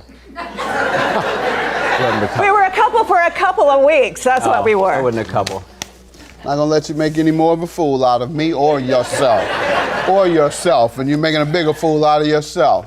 I'll grant you your judgment, ma'am. I have this in writing, but this amount that you are listing for interest is illegal. The reason why I put the treble damages is I believe he never intended to But it's pay me illegal, back. ma'am. It's an illegal contract. That sounds like something the mafia would put down. In fact, it's more than the mafia would put down. The amount of $170, got that. And one second agreement at $430. It was actually $440 if you look at the bank statement. No, I have to go by what's on here, man. I have the bank. I go by this. I go by this. This is what you all signed. Well, you'd spent a lot of time with Mr. Hicks over there, Your Honor. I'm not spending any time with him. I didn't get a chance You spent time with him. to give you this. And he got your money. What are you saying? I didn't get a chance to give you my bank statement, which shows that it was for $470. All right, and let me tell you, as a lawyer and a judge, whatever you signed on the contract is binding, not something you got from your bank. Now, finish telling your story. Literally the day after that was signed, he asked for more money again to move into the condo. And then after that I was done, he took his belongings out, he returned his key, and there was no distress there. 3 days after that, he sent me a text saying, wow, it doesn't matter. You're going to get all your money back. And I have that. All right. Well, you've already proved your case with the contract. And I'll grant you the $170 and then the $430 that you list as loans. Have a good day, judgment for the plaintiff. There you go. That's what you left behind, friend. She got that from the Goodwill or somewhere. Well, it looks like it's from the Goodwill, but that's all your She's stuff. a good person. I'm grateful for what she's done for me. She's a good person. So I want to leave it at that. Plaintiff Karina Yates dated the defendant, but she claims she broke up with him after he choked her. Soon after, Karina discovered she was pregnant, and she's suing her ex today for child support and emotional distress. Defendant Anthony Williams says Karina uses their son as a pawn, and once she maced him in the face while he was holding their son in his arms. Anthony denies owing Karina for anything. All rise. This court is now in session. The Honorable Judge Greg Mathis presiding. You may now be seated. Start with you. I met Anthony around end of 2013 going into 2014. We was in high school together. We ended up graduating. After that, we took things pretty serious. Fast forwarding, we went into our first altercation. I asked him about a text that he had with a girl, and he got kind of irritated, got upset. He grabbed the steering wheel. We almost flipped. Could have lost both of our lives. When was that again? March of 2015. After that, I ended up forgiving him, taking him back. He literally did a whole 360. So I gave him one more chance. Fast forwarding 2 months after that, we got into another altercation. We was at the house. I asked him about another text from the same girl, and he's like, oh, I told you. He yanked his phone away like I won't even see it no more, and shoved me towards the dresser and choked me. So I'm like, okay. After that, we broke up. We didn't get back together. A little after that, I found out I was pregnant right after the incident. After that, my son, he was born December 29th, 2015. My mom, she calls him. I thought that he was literally in the waiting room as I had my son. My mom ended up calling him back and was like, hey, where are you? Amari is here. He basically was like, oh, I couldn't find a ride, and that was it. We didn't hear from him no more after that. My mom, she was just calling him. He wasn't answering. So I go into depressed mode. I was by myself in the hospital where my mom was there, but she was in and out. I go into depressed mode. I happen to be on Facebook. I scroll down. He had a party. It's New Year's. And so I'm like, he can't even be there for his child's birth, but he's at a party. After that, it was just absence from there on out. Like he haven't been in his life. He haven't been consistent. How old is the child now? He's 5. Okay. You want to give me some background, sir? This the most I ever heard her talk, as far as interacting with my son. I never was a deadbeat, never is. This is not even my first child. I actually have another child.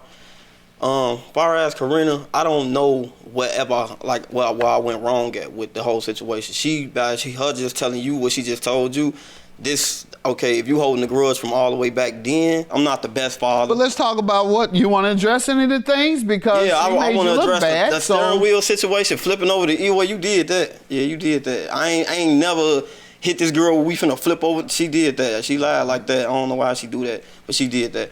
But far as hitting her, doing any of that, no, I was not. Like, we probably had a couple physical altercations, but pulling my hair, she is just, me trying to restrain her to get off of me, it's been like that. What about the pregnancy pregnancy thing? Her mama did call me. Her mama was calling me.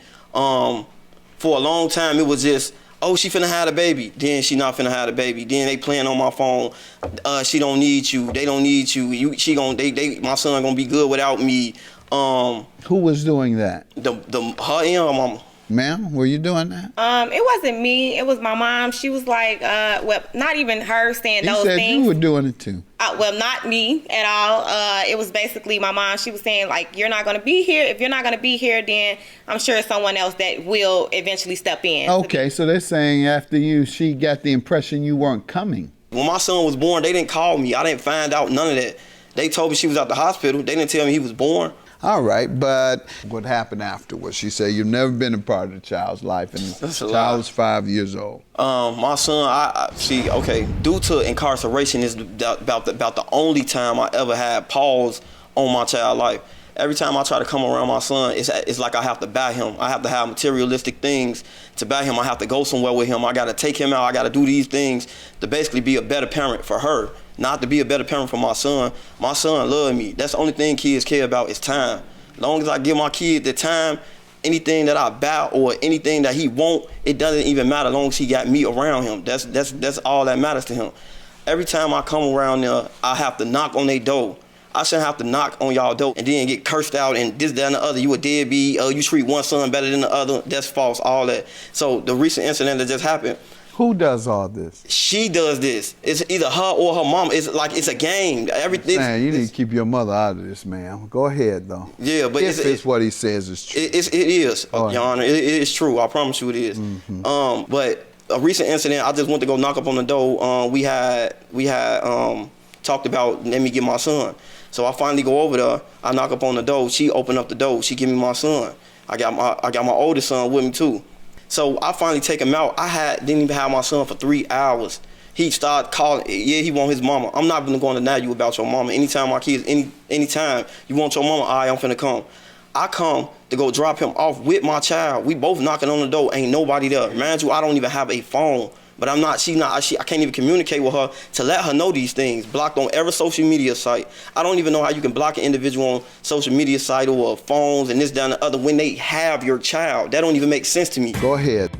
She got my son. She thought I had him on a block with guys and gangsters, whatever the case is. First of all, that assumption to me is ridiculous. So she come to the block. She bailed out the car.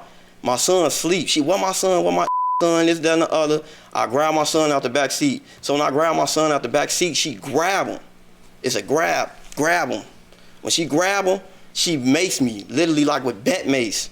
Literally maced me all up in my face, maced the whole car.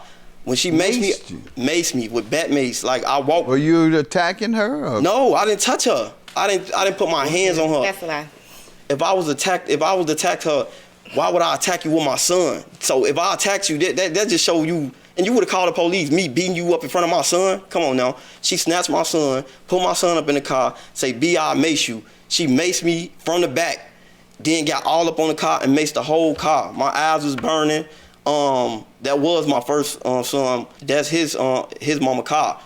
They got up in the car, eyes burning, legs burning, all type of stuff. She had to go get the car cleaned out and everything. And that's just one incident prior. I have went through things with her posting pictures, sending them to me with another man with my child before he even could say daddy. And I ain't never did nothing to deserve that. I never post my son with another woman doing just tit for tat things, you know? All right, man. What do you say to this before we get to the money? Well, the situation that he was just speaking on Like I said, that was just recently. He popped up. It was around like 8 p.m. Oh, he doesn't give you notice? No, never. So you never give her notice? I gave her notice. No, typically, do you always? Yes, I do. Look, Judge, you can look at the evidence, like literally look at the evidence as far as what page? Page. Go ahead, though. So you say he never gives notice. No, so he didn't give notice. He popped up around like 8 p.m. Hey, where my son at? We don't have a doorbell, so he have to knock on the door. So I'm like, oh, he's in the front room. He took him somewhere, I don't know.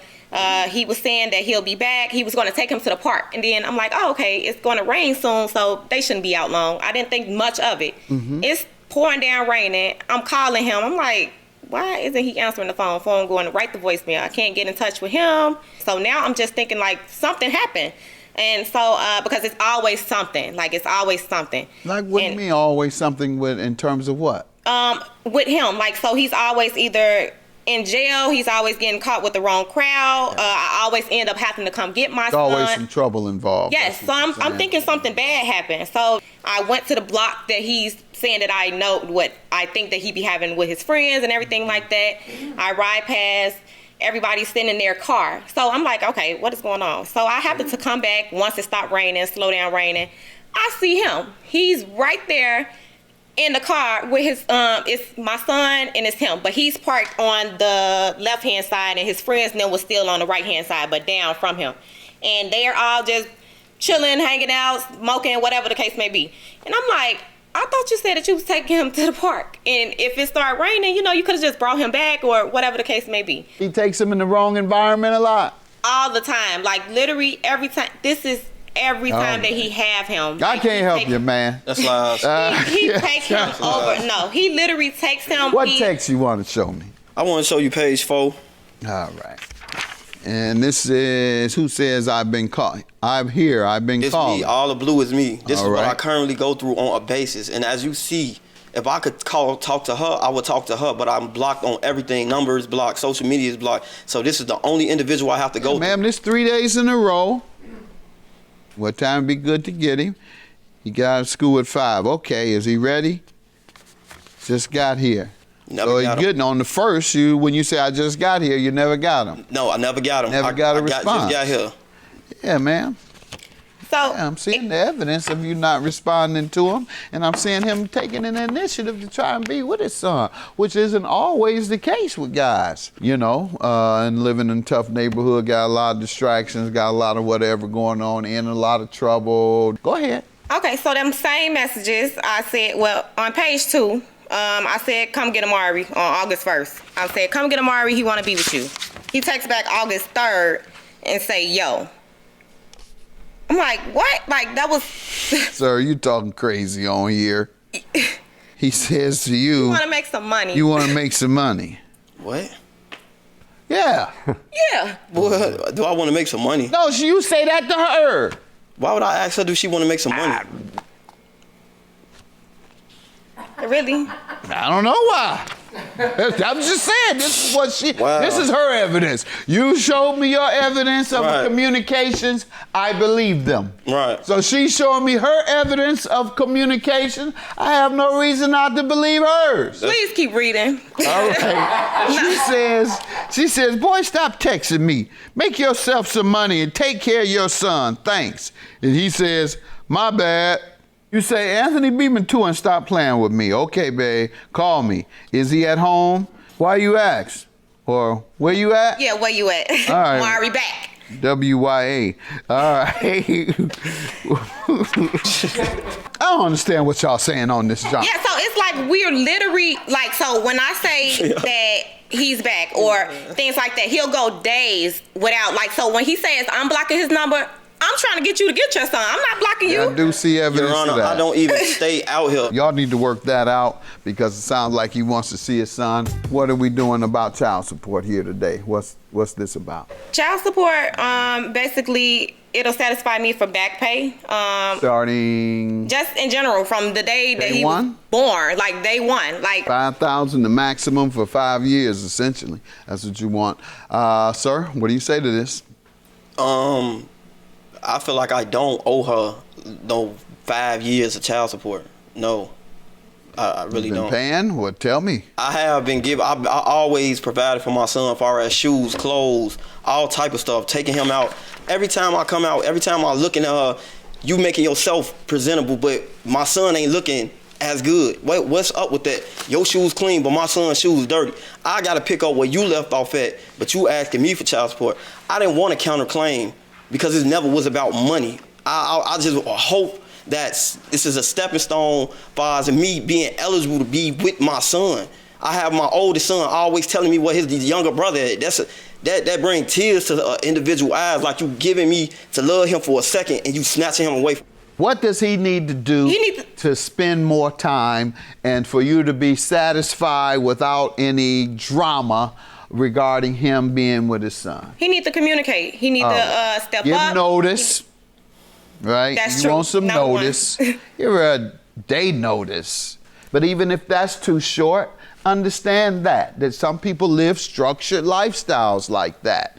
And secondly, don't take him in places that are bad influences, that he can see things that he don't need to see at that age. I don't even do that. All right, well, she says you do, and just don't. Yes. He says that he take care of him or buy things, or just in general.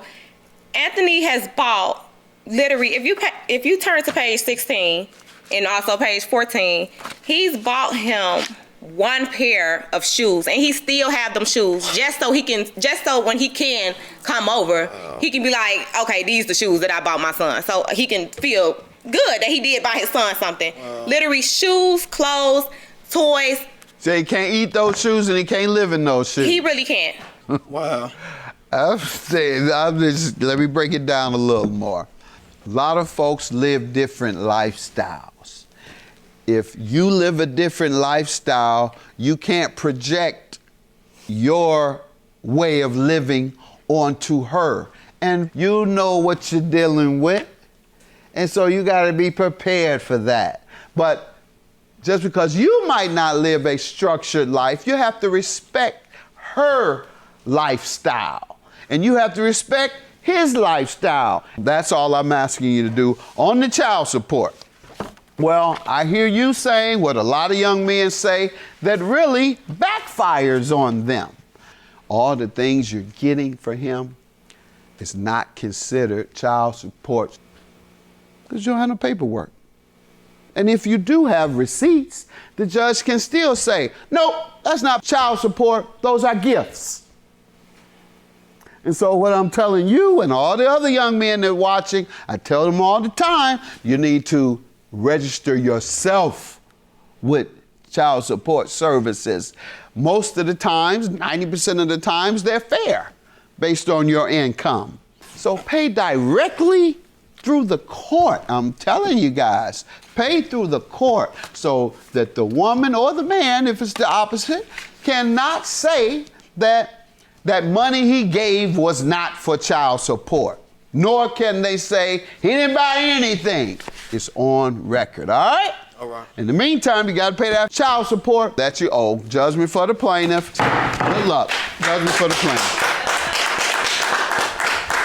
You just need to be a daddy, for real. You want to the other one. Now that you got the money, you should just let me be in my child life. It's no more excuses on why I shouldn't be in Mari life. Plaintiff Gregory Lester dated the defendant, but he claims while on a cruise, she attacked him and stole his wallet. He's suing for emotional distress and breach of contract.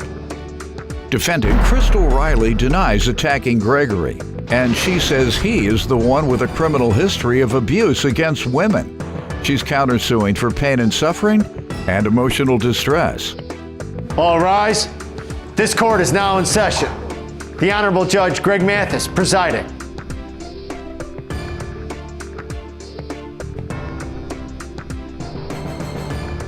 You may now be seated. Start with you. Well, first I'd like to say it's an honor to be in your courtroom. Thank you. And I prayed for this moment. I prayed for this. To be able to sue her? No. Your prayers No. I prayed for this moment. Pretty much, yeah, to get my money back, yes. Pretty much, yes. Okay. But well, we'll see if the Lord answers your prayers. Okay. But Just we had having a met. little fun with you. Yeah. And I hope you prayed that you'll be able to come on here. I thought you were going to say to be a part of Judge Mathis' courtroom, and that I was fair and you expected a fair judgment, and so that's why you're here. But you're going to say you prayed for her to lose, and God don't want nobody praying for the win. Well, God wants you to pray for whatever he wants you to have. Yes. Now we're going to know what his will is today before we're done. But but I mean, because I had prayed and I was, talking to the Lord about, her paying me back my money. And then when I prayed, because, see, I like to watch your show. I like to watch Bishop Jake's show, Joel Osteen, Dr. Bill Winston, Dr. Tony Evans. You got to check out Carlton Bird on Saturday mornings. Carlton Bird? Mm-hmm. Carlton Bird. He's Seventh-day Adventist, and he's who I watch on Saturday mornings. I grew up a Seventh-day Adventist. I'm not a practicing Adventist. And the church I'm a member of has been closed. That's Great Emmanuel Church of God in Christ and West Angeles Church of God in Christ. So instead, I watch television, and that's who I find most interesting to me. And so we both sit there and watch. Do you send money in? I you don't try to get your blessing for free, do you? Just because the church is closed. You got to send the money, even if. No, I haven't sent it yet. You can't. Yeah, I haven't. Well, you just watching the men. You pimping the church. No, sir. You pimping the message. They're gonna get the message. No, sir. I don't do that. They're not gonna be able to get a message to you in a minute. You haven't contributed to their ministry. They're gonna be out of business. Yes. Then what? Then all you got is me, because I'm free. All right. We're having so much fun at the beginning. We got to move along a little. Okay. So thank you, though. But please don't put me in the category of preachers. Many people do that. I only wear a robe. I'm much too flawed to be a pastor. And that's why I go to church, to get forgiveness and to get strength. But don't give me no minister's robe. I get struck by lightning. Right, and you sound like you have strong Christian faith. Are you a member of a church? I was.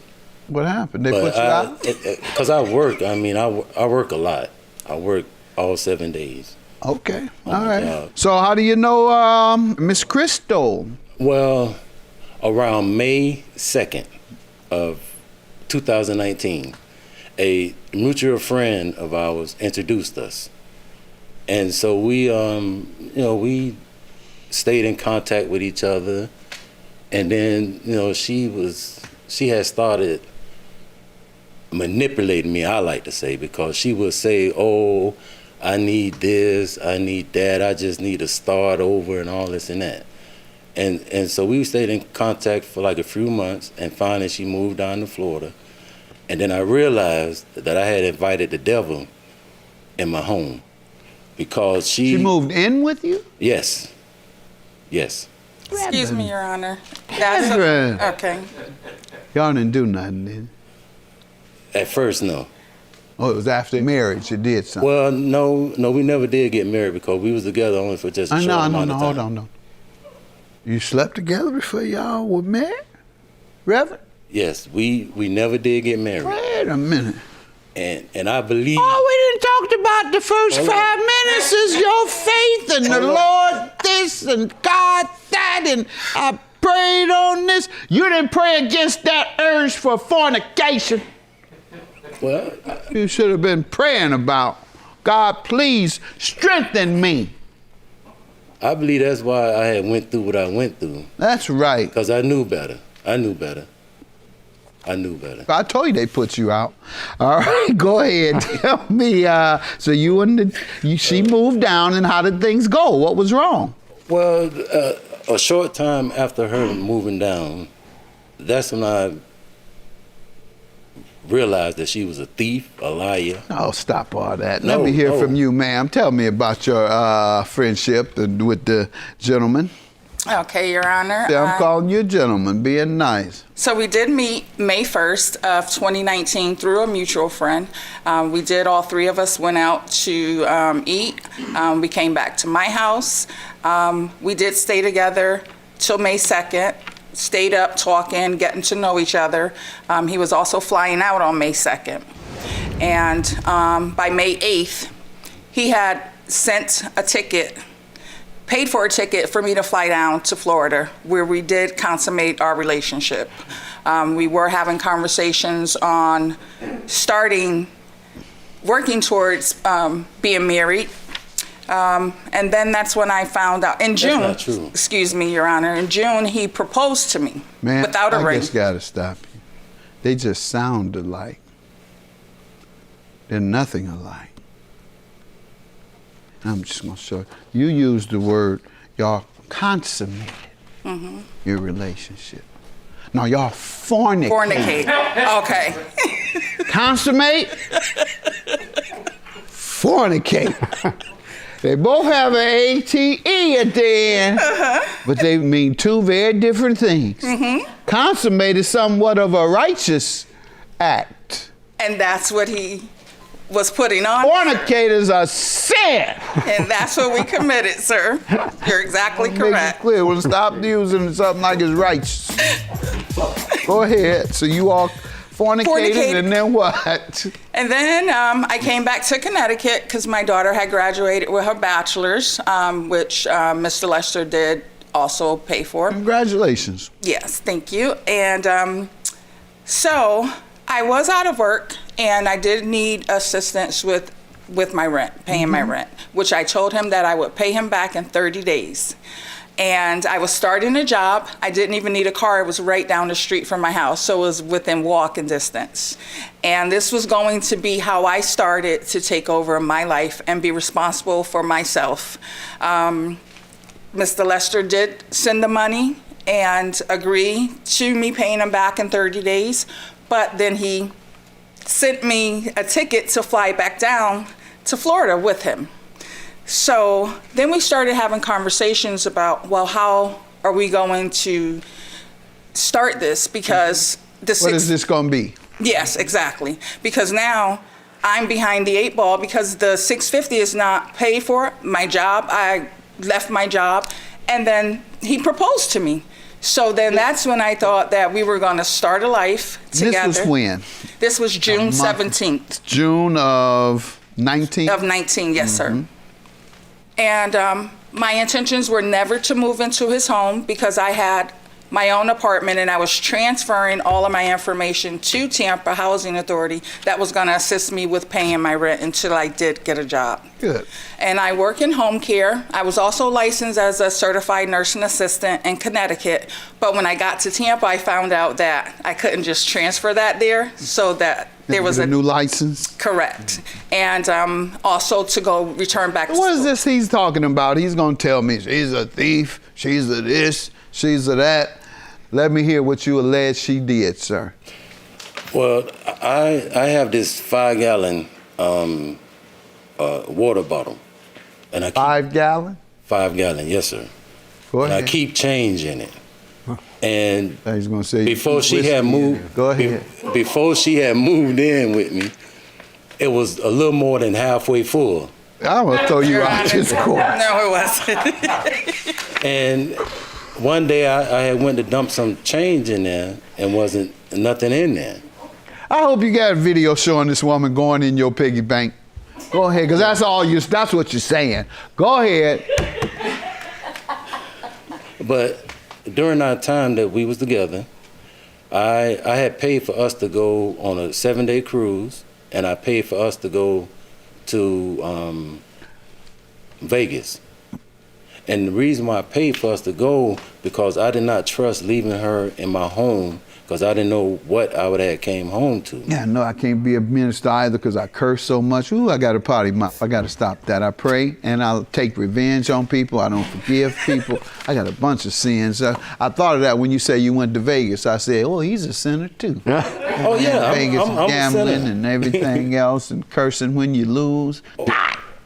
Taking the Lord's name in vain when you crap out. Go ahead. Well, I had went pretty much just for the experience, pretty much. And then on the last day of the cruise, because that was a 7-day cruise, and on the last day, I don't mean to be funny, sir, but you say it was a cruise, sir. They don't have water in Vegas. that was two different vacations. Oh, okay. One vacation was a 7-day cruise. All right. And the other vacation was Vegas. All right. And you were taking care of all of it, right? Yes, I did take care of all of it. So what are we talking about then? And then on the last day of the cruise, you agreed to take care of all of it too, right? Yes. Okay. Because I didn't want to leave her in my place. She was a woman and she didn't have any money and you did. Now go right ahead. But on the last day, because I was telling her when we get back home that you need to leave because things just was not working for us. It just wasn't working. We was arguing all the time. And so she was kicking me because we were laying in bed, and then finally she had kicked me out of bed. And then when I had stood up, she had came at me swinging all wildly, and then she wound up catching me like in this part of my eye. And so I had left out of the room, and I had left my wallet in the room by accident because I was trying to get away from her because I was trying to Stole your wallet, sir? Yes. How do you know that? When that next day after we had got back home, I had went to my bank because we had to catch Greyhound back. I had went to my bank. You lost all your money. You couldn't even take a plane. Objection, Your Honor, and I paid for us. You lost all your money. You had to go back on the Greyhound. No, because I had rented a car to go up there. All right, you couldn't even pay on the car. I had to pay for us to get back. I had to pay for us the Uber to get off the ship. Why he mad and cursing and angry at you and telling you to get out after he done lost all the money? Tell me about the wallet. What makes you suspect she took your wallet? That next day, I had went to one of my banks, and they told me that whoever took my wallet had used it at the same Greyhound bus stop that we was at the same time that we was there. So, to me, it couldn't be nobody but Miss Riley, because the same. And you had told her to get out, and you had angered her and made her insecure about her financial well-being. Because you asked her to move down there. You made her dependent on you. And now, because you lose all your money in the casino, you want to come back, start some stuff. I don't gamble. And then put her out. I know you don't know more.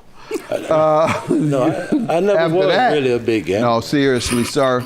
What did you say to her? Let's start there. What happened thereafter? What did you say to her after finding out that your credit card had been used at the Greyhound station where you all were at together? I had asked her, did she take my wallet? And of course she's gonna say no. After that and stuff, I mean, I had to go get my license. I had to cancel all my credit cards and do all this stuff. So it never went any further than that with regard to her telling you anything or agreeing, breaking down and saying I did, a police investigation, anything? No, she never did. Okay, so you're still speculating that she did it based on her being the only one that had access to your wallet and card between the time you all went to the Greyhound station and the fact that it occurred at the Greyhound station. That's what makes you believe she did it? Well, we was the only one that was in the room. Okay, that's what I just said, access. All right, and then the other part is she went in your piggy bank. Let me hear from you, ma'am. Okay, Your Honor. I first want to address the wallet issue Right. on the cruise. There were 3 days that this couple would meet up with us where we went to go smoke cigarettes. We had like a routine. We would eat breakfast, go up this certain stairway, and go to this certain spot. That's not true. The third day, I saw that I could see through the glass from the inside of the ship that they were on their way there. I asked him, let's do something different. Let's go to the pool or to the hot tub. And he was marked. They started telling him, I've been on a cruise before, this was his first time. They started talking to him about his money, the $100 that he had on his card for gratuity. They told him he can go to the service desk and get that money back. Now, why would you be talking to strangers about anything? We didn't know these people. It was a couple, a female and a male.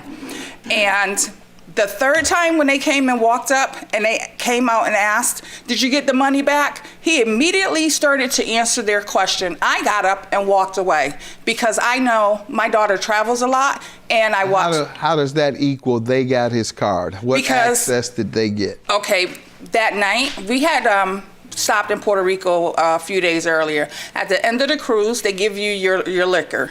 I had my bottle, he had his bottle. We split up. I stayed away from him because he kept dealing with this couple and things, like he said, was not going good on the trip. He was always accusing me of doing something with somebody somewhere. Even if he's a few steps behind me, I done said something with this guy. Let's get around to the couple. How do you, where do they come in? He told me he was sitting there with them, smoking a cigarette, and he had on these large shorts, and he put his wallet in his pocket, and then he didn't know where it was at. He couldn't even get in the room. When did he tell you that? 6 o'clock in the morning when the ship was ringing a bell for us. He discussed his wallet with you? Yes, and while we was... Do you recall that? Discussing your wallet with her before you all left? Yes. When I had went back in the room, because I did leave out of the room, and I had went upstairs because she was just kicking me and doing all that stuff. I had went upstairs because I wanted to get off that boat. And so when I went back in the room, I did go to the service desk. And I had asked them for a key because my room key was inside my wallet. And then when I got in the room, I asked her, did she see my wallet? And then she had told me no. And then she left out of the room. And then when she left out of the room, she said, and don't look in my bag. I said, what around I'm looking in your bag say that, for? ma'am? No, sir. Okay. Oh. All right. And excuse me, sir? You had discovered, when did you discover it was missing, sir?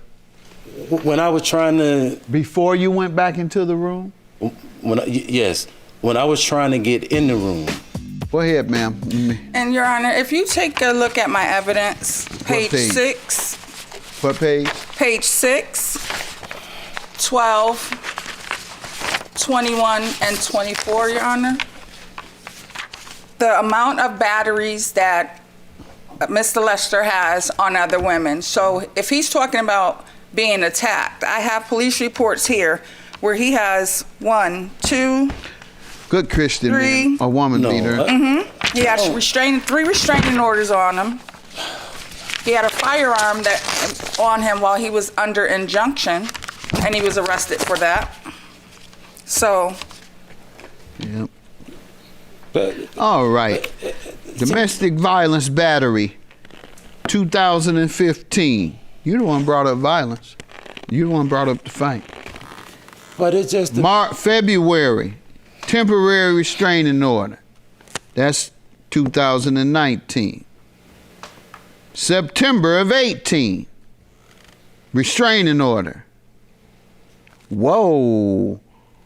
August of 19, weapon possession. August of 18, battery.